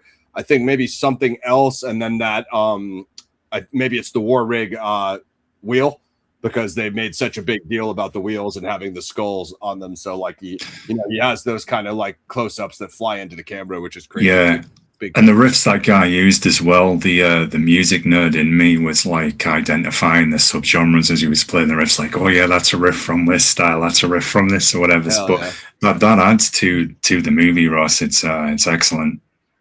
So another relationship besides Tom Hardy and Charlize Theron, which didn't go so well because they didn't get along on set, is I don't know how many people know this, but Miller's wife is the editor of the film, and I don't know how many people know that she edits films, but Miller recruited his wife, Margaret Sixel, to edit the film as he felt she could make it stand out from other action films. Sixel has had 480 hours of footage to edit, which took 3 months to watch. The film contains about 2,700 cuts at 120 minutes or 22.5 cuts per minute, compared to Mad Max 2's 1,200 cuts in 90 minutes or 13.33 cuts per minute. According to Seal, something like 50 or 60% of the film is not running at 24 frames a second, which is the traditional frame rate. It'll be running below 24 frames because George, if he couldn't understand what was happening in the shot, he slowed it down until you could, or if it was too well understood, he'd shorten it or he'd speed it up back towards 24. His manipulation every shot of that in that movie is intense. The Washington Post noted that the changing frame rate gives the film almost cartoonishly jerky look. I think that's what I was talking about with the jumpy jerky thing in the beginning of Furiosa. I'm willing to bet that he did that again. And the other thing I wanted to react to is what you said about Hardy not understanding what Miller was doing on set, then later apologizing to like, hey, Hardy, you're a great actor, like great leading man. You absolutely killed the Mad Max role, but it's always funny to me, like when the dude who's just like acting in the lead role thinks he's going to understand everything on a 200 person set. Like, why don't you just leave it to the director, Tom? Like, I'm sure, like now if George Miller was some new director and no one had ever heard of him, it's like, hey, what, like when the dude that was directing The Revenant, you know, how he was swinging the cameras past everybody in those fight scenes. And DiCaprio was like, listen, I wasn't sure what this guy was doing because it had never been done before. That's understandable. When a director's trying out a new directorial style that literally hasn't debuted, even Leonardo DiCaprio probably hasn't seen it before. You know what I mean? So it makes sense. But with Hardy, I'm like, listen, he did direct the first 3 movies. Like, you know that maybe he's trying something new in 4, you know, which we all said, but you know, it's freaking George Miller. It's never like he made a Mad Max movie and it wasn't good or something. You know what I mean? So you gotta trust the process with that one. Where was I? The film contains 2,000 visual effects shots. The lead effects company was Allura, which produced more than 1,500 effects for the film. Additional visual effects studios that worked on the film include Method Studios, Brave New World VFX, Stereo D, 4D Max, Black Ginger, The Third Floor, and Dr. D Studios.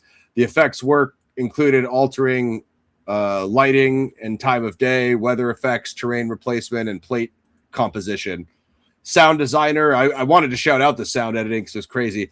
Sound designer Mark Mangini stated that he viewed the war rig as an allegory for Moby Dick, with Immortan Joe playing the role of Captain Ahab. As such, the mechanical truck sounds of the rig were layered with whale calls to provide a more animal-like quality. When the tank is pierced with harpoons and milk sprays out, sounds of whales breathing from their blowholes were incorporated. I was wondering what that was, guys. In the final destruction of the war rig, the only sound used were slow down bear growls to symbolize the death of the truck as a living creature. I was gonna say, like, so you could hear the growl in like the engines when like when the Joe's mask got ripped in the tires, you could hear like that growl in the tires and the engines. Pretty sick.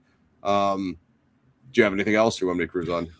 No, just keep going on. Although Miller was contractually obligated to deliver a PG-13 film, Warner Bros. Decided to hold test screenings for 2 different versions, a studio cut and a Miller cut. The Miller cut tested better, so Warner Bros. Decided to release the film with an R rating. Oh my God, talk about dodging a bullet. I didn't even know it was PG-13. Although, what was Furiosa? No, that couldn't have been PG-13 either. I don't think Furiosa was PG-13. I'm sure it wasn't.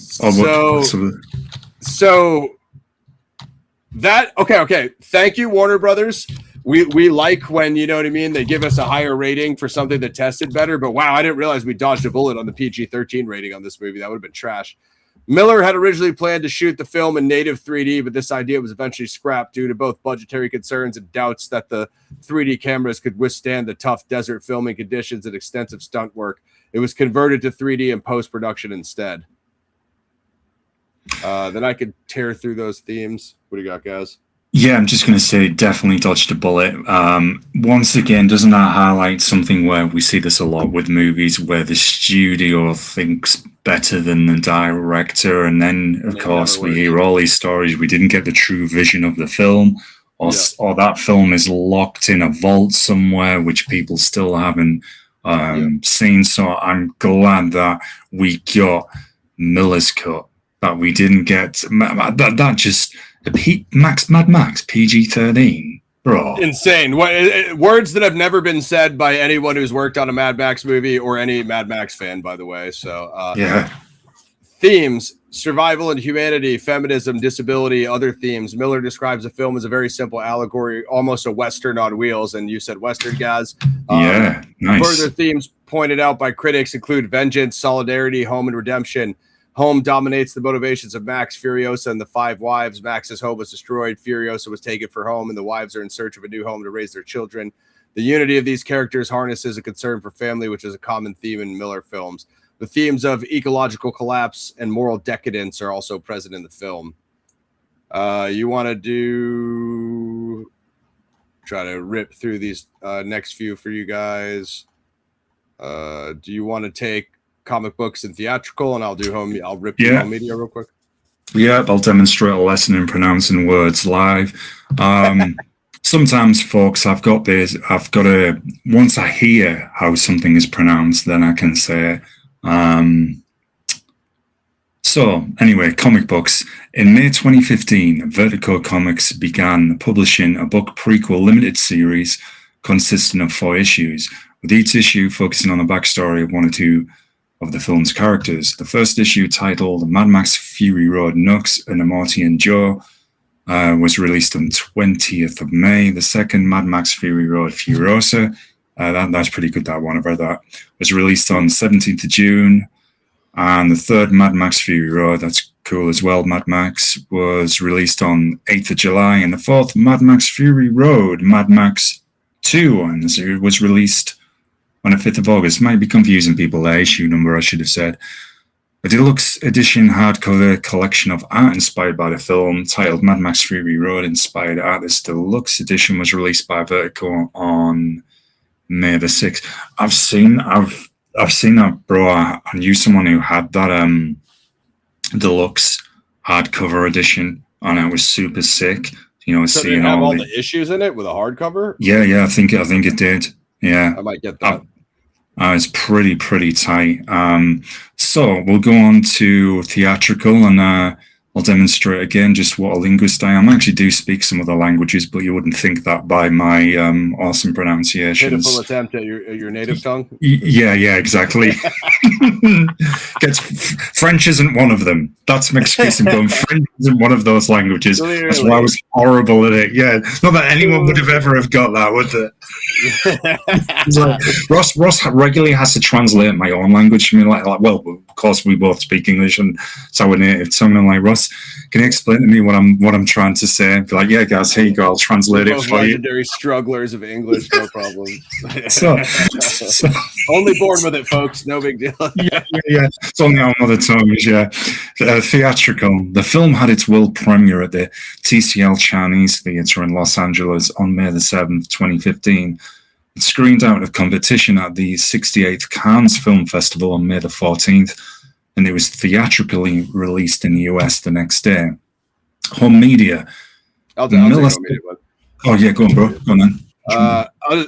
We don't always do this one, so I'll just kind of rip through kind of quick. Miller said the Blu-ray disc would include the black and white and silent versions of the film, with the latter accompanied by the musical score. Oh, interesting. The black and white cut as the best version. However, when details for the initial UK and US releases of the Blu-ray were announced, the alternate cuts were missing. The film was released on both 3D and standard Blu-ray as well as DVD in the UK on 5 October 2015. In the US, it was released digitally on 11th August 2015 and physically on September 1. In addition to the standalone release, a box set containing all 4 Mad Max and a documentary about the series titled The Madness of Max were released on the same day. Producer Doug Mitchell confirmed in December 2015 that the black and white version of the film existed and could potentially see a full theatrical release. On January 2016, Miller announced that the black and white version would appear on a later DVD release, and it debuted as part of the Mad Max High Octane anthology released in October 2016, with the black and white version of Fury Road called the Black and Chrome Edition. The Black and Chrome Edition was made without the involvement of cinematographer John Seal, but Seal said the idea was beautifully dramatic, and he thought the new version will emphasize the actors' performances. Home media editions of Mad Max Fury Road were among the top-selling video titles in the U.S. in 2015 and 16. As of 2024, over 3 million copies have been sold for a total revenue of almost 57 million. Yeah, I have seen the black and chrome edition. I think you guys would like it. I don't quite understand why that's Miller's favorite version, but maybe he just sees something in the actors' performances that I don't see, which is fine because when you literally created the film on set yourself, you probably have more of an eye for detail than I do, which is fine. I'll allow it, George. So yeah, I did watch it once. Probably not something I would watch repeatedly. I really like the main version of the film. But yeah, if you like this movie a lot and it kind of like you said, guys, it kind of you want to have like a refreshing watch. It's a little bit different of the usual watches, like which is what I do sometimes with like the director's commentary or the director and lead actor's commentary. Is like, okay, I've seen this movie 5 or 10 times. Like now I got to watch this movie with the director's commentary to see what they say. It's a bit like that, but yeah, it gets a different flair. What Gaz was saying earlier about big screening it. If you can't catch it on a local big screen somewhere around one of your local theaters, and one of your friends has like a sick projector, and you can project it on a wall, like a projector would work really good for the black and chrome edition. So that's a way that you guys could kind of refresh it. Or if you just like black and white movies, I mean, Gaz knows I'm a big black and white fan. I'm definitely looking forward to the Spider Noir with the page, having a black and white version. I think I'm going to watch the first episode with black and white and just see how I like it from there, guys, and then I might stick with it if I like it, you know. So and me and guys have reviewed some black and white films here as well. I'll do box office. We could probably skip some of these other ones, guys. We want to cut it in the next 15-20. Mad Max Fury Road grossed 154.3 mil in the US and Canada, 226 mil in other countries for a worldwide 380 mil, I think we said earlier. 21st highest grossing film of 2015. Although the film made a gross profit, the Hollywood Reporter calculated that the net loss incurred by the film was around 20 to 40 million. I doubt that was the case once those Blu-ray sales rolled in. In the US and Canada, the film was released in 3,700 theaters the same weekend as Pitch Perfect 2. It earned 16.77 million opening day, which includes 3.7 mil from Thursday night screenings at 3,000 theaters. The film grossed 45.4 mil its opening weekend, finishing second at the box office behind Pitch Perfect 2. You guys could read critical response on your own. I don't really think we need to go through accolades and recognition. Maybe we'll just do this first one. 88th Academy Awards. Fury Road received nominations for Best Picture, Director, Cinematography, and Visual Effects, and won Best Film Editing, Best Production Design, Costume Design, Makeup and Hairstyling, Best Sound Mixing. I was going to say it had to win Sound Mixing, guys. The sound mixing was so sick. Yeah. Best Sound Editing. So it won Mixing and Editing. That's crazy. Its 6 awards were more than any other film at that year's ceremony and set a new record for the most wins by an Australian film. The film's other nominations included 7 British Academy Film Awards, 13 Critics' Choice Awards, winning 9, and 2 Golden Globes. It won Best Film at the National Board of Reviews and was named one of the best films of 2015 by the American Film Institute. I think we said that soon. Okay, I'll take spin-off, and then you take possible sequel, guys, because I know you're tapped in on that. So, and we've been looking to bring you guys that news. If we ever get any of this news about it, we'll post the channel, be it trailers or any other YouTube news. Let me get a little sippy, guys. It's all right. During the writing process for Fury Road in 2011, Millen and McCarthy found that they had enough story material for 2 additional scripts. Miller told Wired in May 2015 that if the film became successful, he'd tell the other 2 stories. In November 2017, it was reported that a lawsuit filed by Miller's production company, I did hear about this, Warner Brothers, over a disputed $7 million bonus was likely to delay the production of any further Mad Max films. Oh, that's always fun, guys. Bad business. Yay. However, the legal dispute was resolved in 2019 or 2020, enabling pre-production to move forward. In October 2020, a prequel to Fury Road titled Furiosa Mad Max Saga entered advanced development at Warner Bros. In collaboration with Miller and Mitchell under their Kennedy Miller-Mitchell banner. Miller directed the film and co-wrote the screenplay with Nico Lathouris. Anya Taylor-Joy portrayed a young Furiosa. Chris Hemsworth portrayed her nemesis Dementis, and Tom Burke portrayed her mentor Jack. In addition, Jacob Tomuri, Tom Hardy's stuntman in Fury Road, had a cameo appearance as Max Rokostansky, and Josh Hellman and Brian Probitz portrayed Scabrous, Scrotus, and Chum Bucket, characters created for the 2015 Mad Max video game set between Thunderdome and Fury Road. The film was released on 24 May 2024. Gazzy, Mad Max The Wasteland. Give us some goddamn news about this film.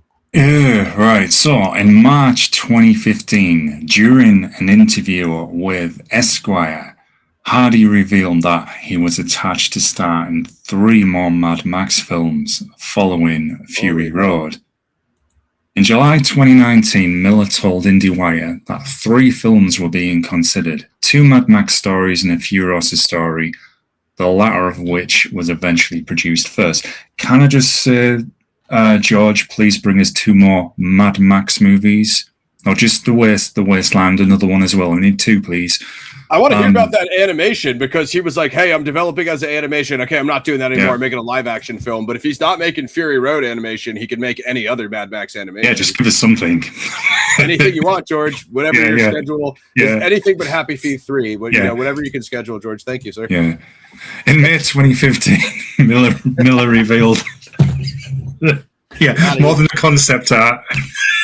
In May 2015, Miller revealed that one of these proposed films would be titled Mad Max The Wasteland, although he clarified that The Wasteland was a working title. The Wasteland is The Wasteland is another Fury Road prequel. I get it and everything story, but I like a sequel actually. The Wasteland is I can deal with it as long as it's Max. The Wasteland is another Fury Road prequel that would trace Max's travels in the Wasteland in the year preceding his capture by Immortan Joe's forces at the start of Fury Road. Right, one movie then is captured by Immortan Joe, and then another one set after Fury Road. I think that's what the 3 were. The 3 were, because Hardy said, actually, have to be more than that, right? Because at that point he had already did Fury Road, so he said he was doing 3 more. Yeah. So if The Wasteland's the prequel, there might be 1 or 2 after, which would be crazy, Yeah, please do that. At least give us the one before and the one after. So, following the release of Furiosa, The Hollywood Reporter clarified that The Wasteland was not yet in development. In June, hopefully you didn't hear that background effect. In June 2024, so professional, Ross. In June 2024, Hardywell, promoting the bike riders, said in an interview that I don't think The Wasteland is happening. Well, Wasteland has just happened in a kind of different way here, but anyway, I digress. In February 2025, Miller expressed further interest in making The Wasteland despite Furiosa underperforming, though he wished to commit to other projects first, saying, The Wasteland is not something I would do next because there's 2 things I'm keen to do next. But if, for whatever reason, the planets align, you can never tell. Too often, you're lining up to do a movie, then something happens. Some things fall into place and some don't. All I can say is we'll see. Another ambivalent update from our beloved director. Yeah. Let me see what's piece he's saying there. I'm confused. Don't read it. I'm going to ban her. Go watch Reservoir Dogs with your 3 or 4 guys talking to each other for like 5 hours. And I know I'm wearing that out, but it's all I've got at the moment. Where fights happen in it. Yeah. Road right off. It's not the film. Maybe George can give it a version and get Tarantino involved, where it's literally, like 4 guys just chatting about it, and then we get a soundtrack, and then we get some and they talk about the atmosphere involved in this epic fight and this epic chase, but we don't actually see it because you've got to use your imagination. Then you can buy the novel to go alongside it as well and read it, like, this is sick, but you still don't actually see it.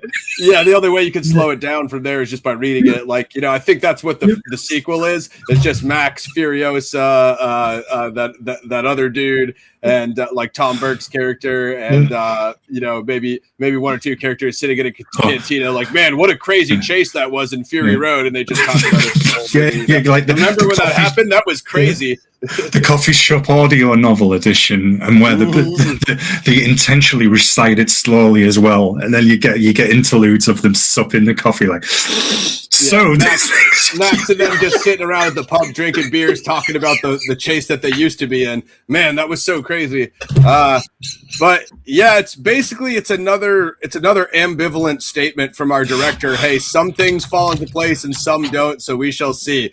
Thanks, George. That really answered all my questions. Now, the last thing I saw, I want to say Hardy said after he said they weren't doing it, like him and Miller said it's both back on, and they both said they were doing it. Now that's them going back and forth both ways for 5 or 6 years. So they're gonna keep doing that, I think, even if it is in development, and they know when a trailer is going to drop when the release date is happening. I think they're going to do that because they are. Yeah.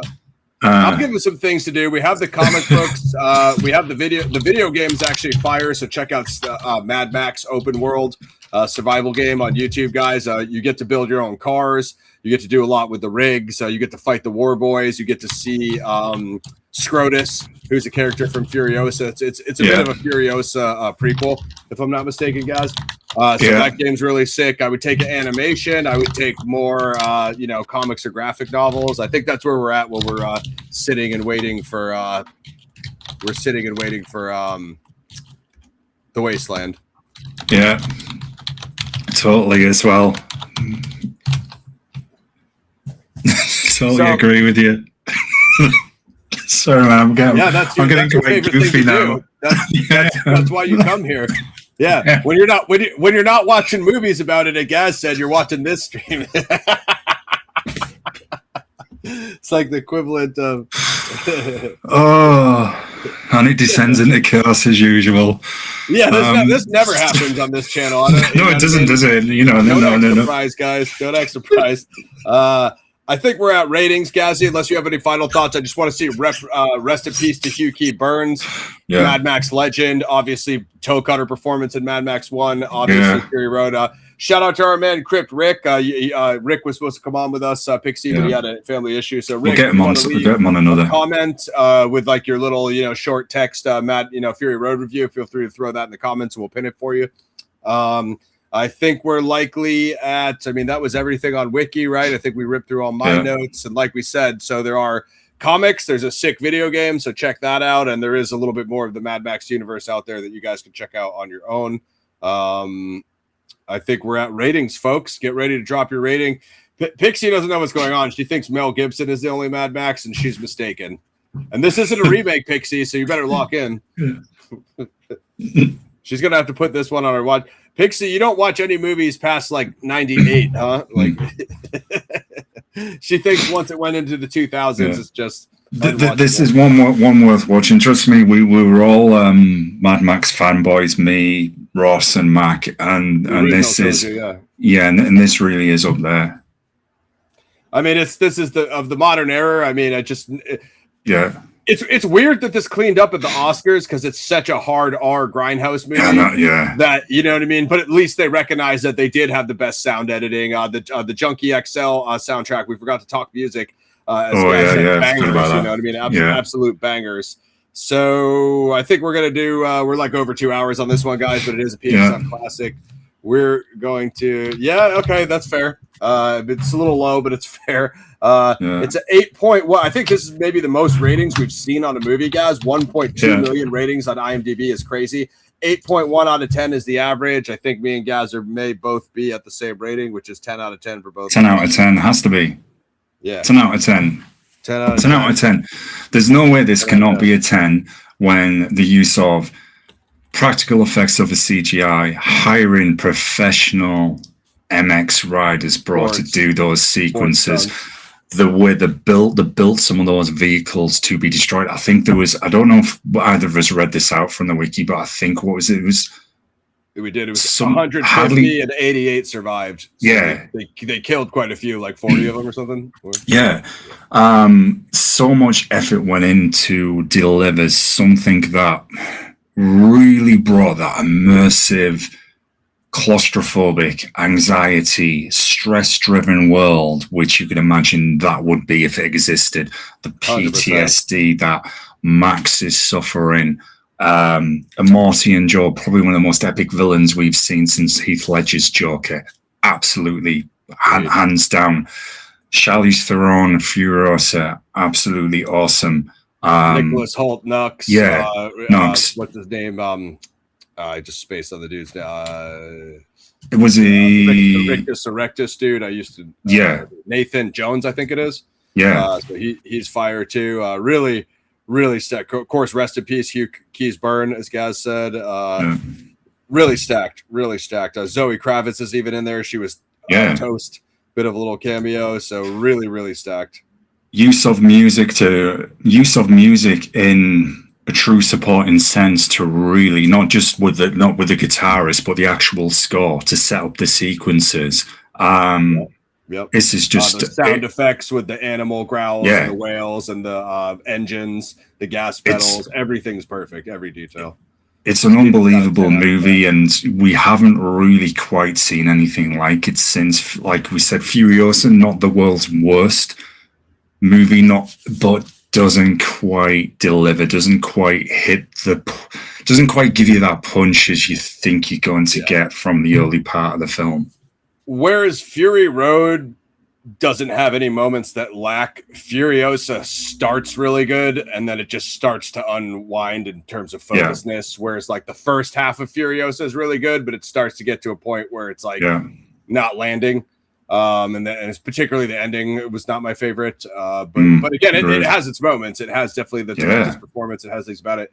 You can go check out our Furiosa review of Mad Max Saga and see what we said about that.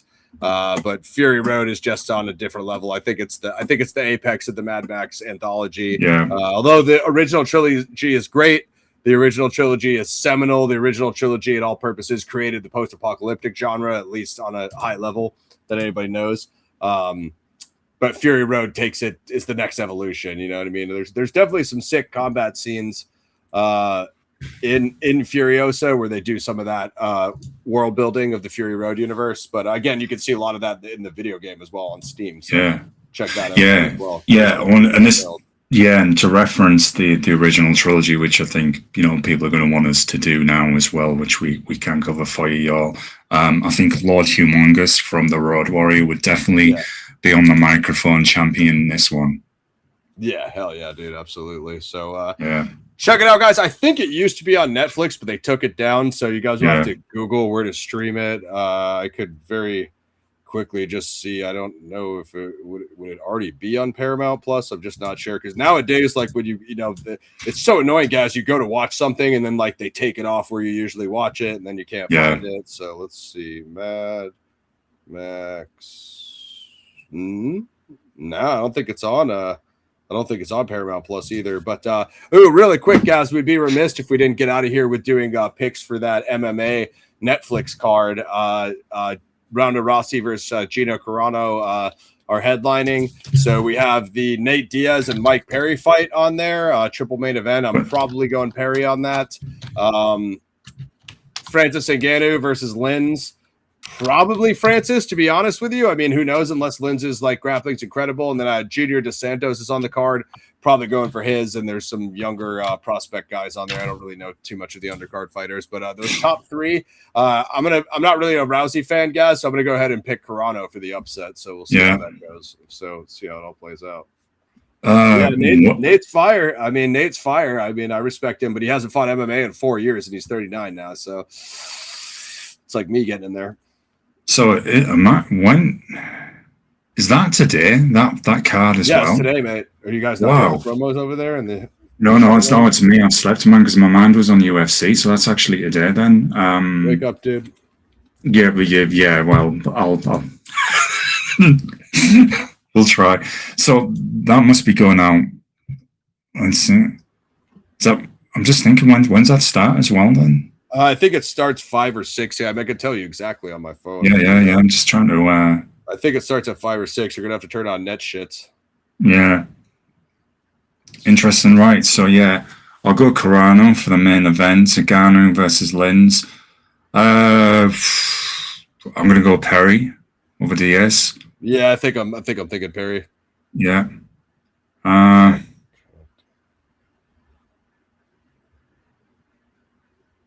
What if Netflix has awesome commentary as usual?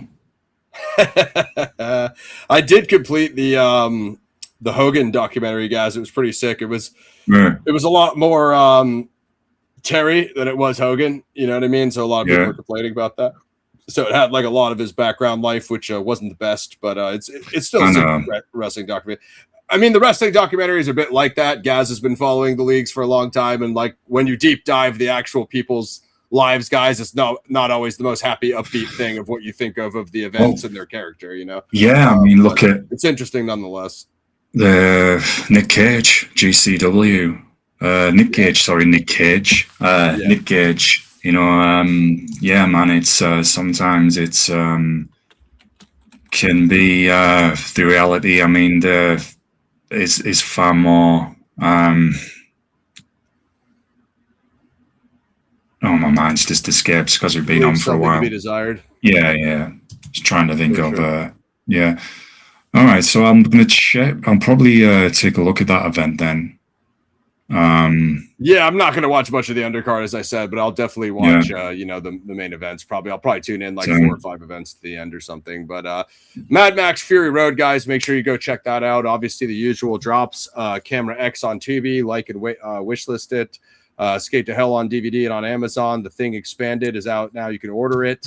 And The Crow's Days of Sodom is out on the Wet Paint Pictures channel. So go like and share that as well. Next week, we have Fear and Loathing in Las Vegas off my PX Tough Classic list. And then I'm Fear and Loathing in Las Vegas the weekend after that. So no show on the 30th. And we'll hit you guys back with the schedule for June. Have a really good schedule for June. And then I'll get you guys updates for the next 2 Zodiac live shows.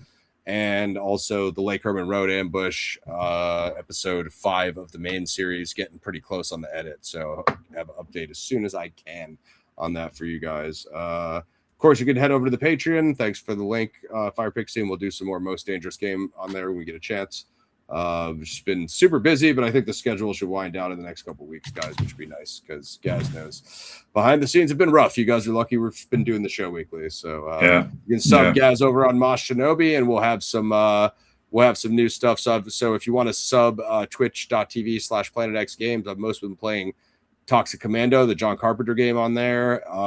But there are so there's Aliens Fireteam 2 coming out this summer, as well as the He-Man Masters of the Universe beat 'em up got pushed back. So Gaz and I are looking forward to streaming that when it does get a release date. And obviously Toxic Crusaders has not had an update in a long time. So shout out to Troma, shout out to Lloyd. It was sick meeting him. His brother has a restaurant here in San Diego, but we won't be able to give you a Toxic Crusaders beat 'em up update until we actually get one, unfortunately. So look out for that. I think that's everything, Gazzy. Yeah, definitely. Just shout to you all. Thanks as always.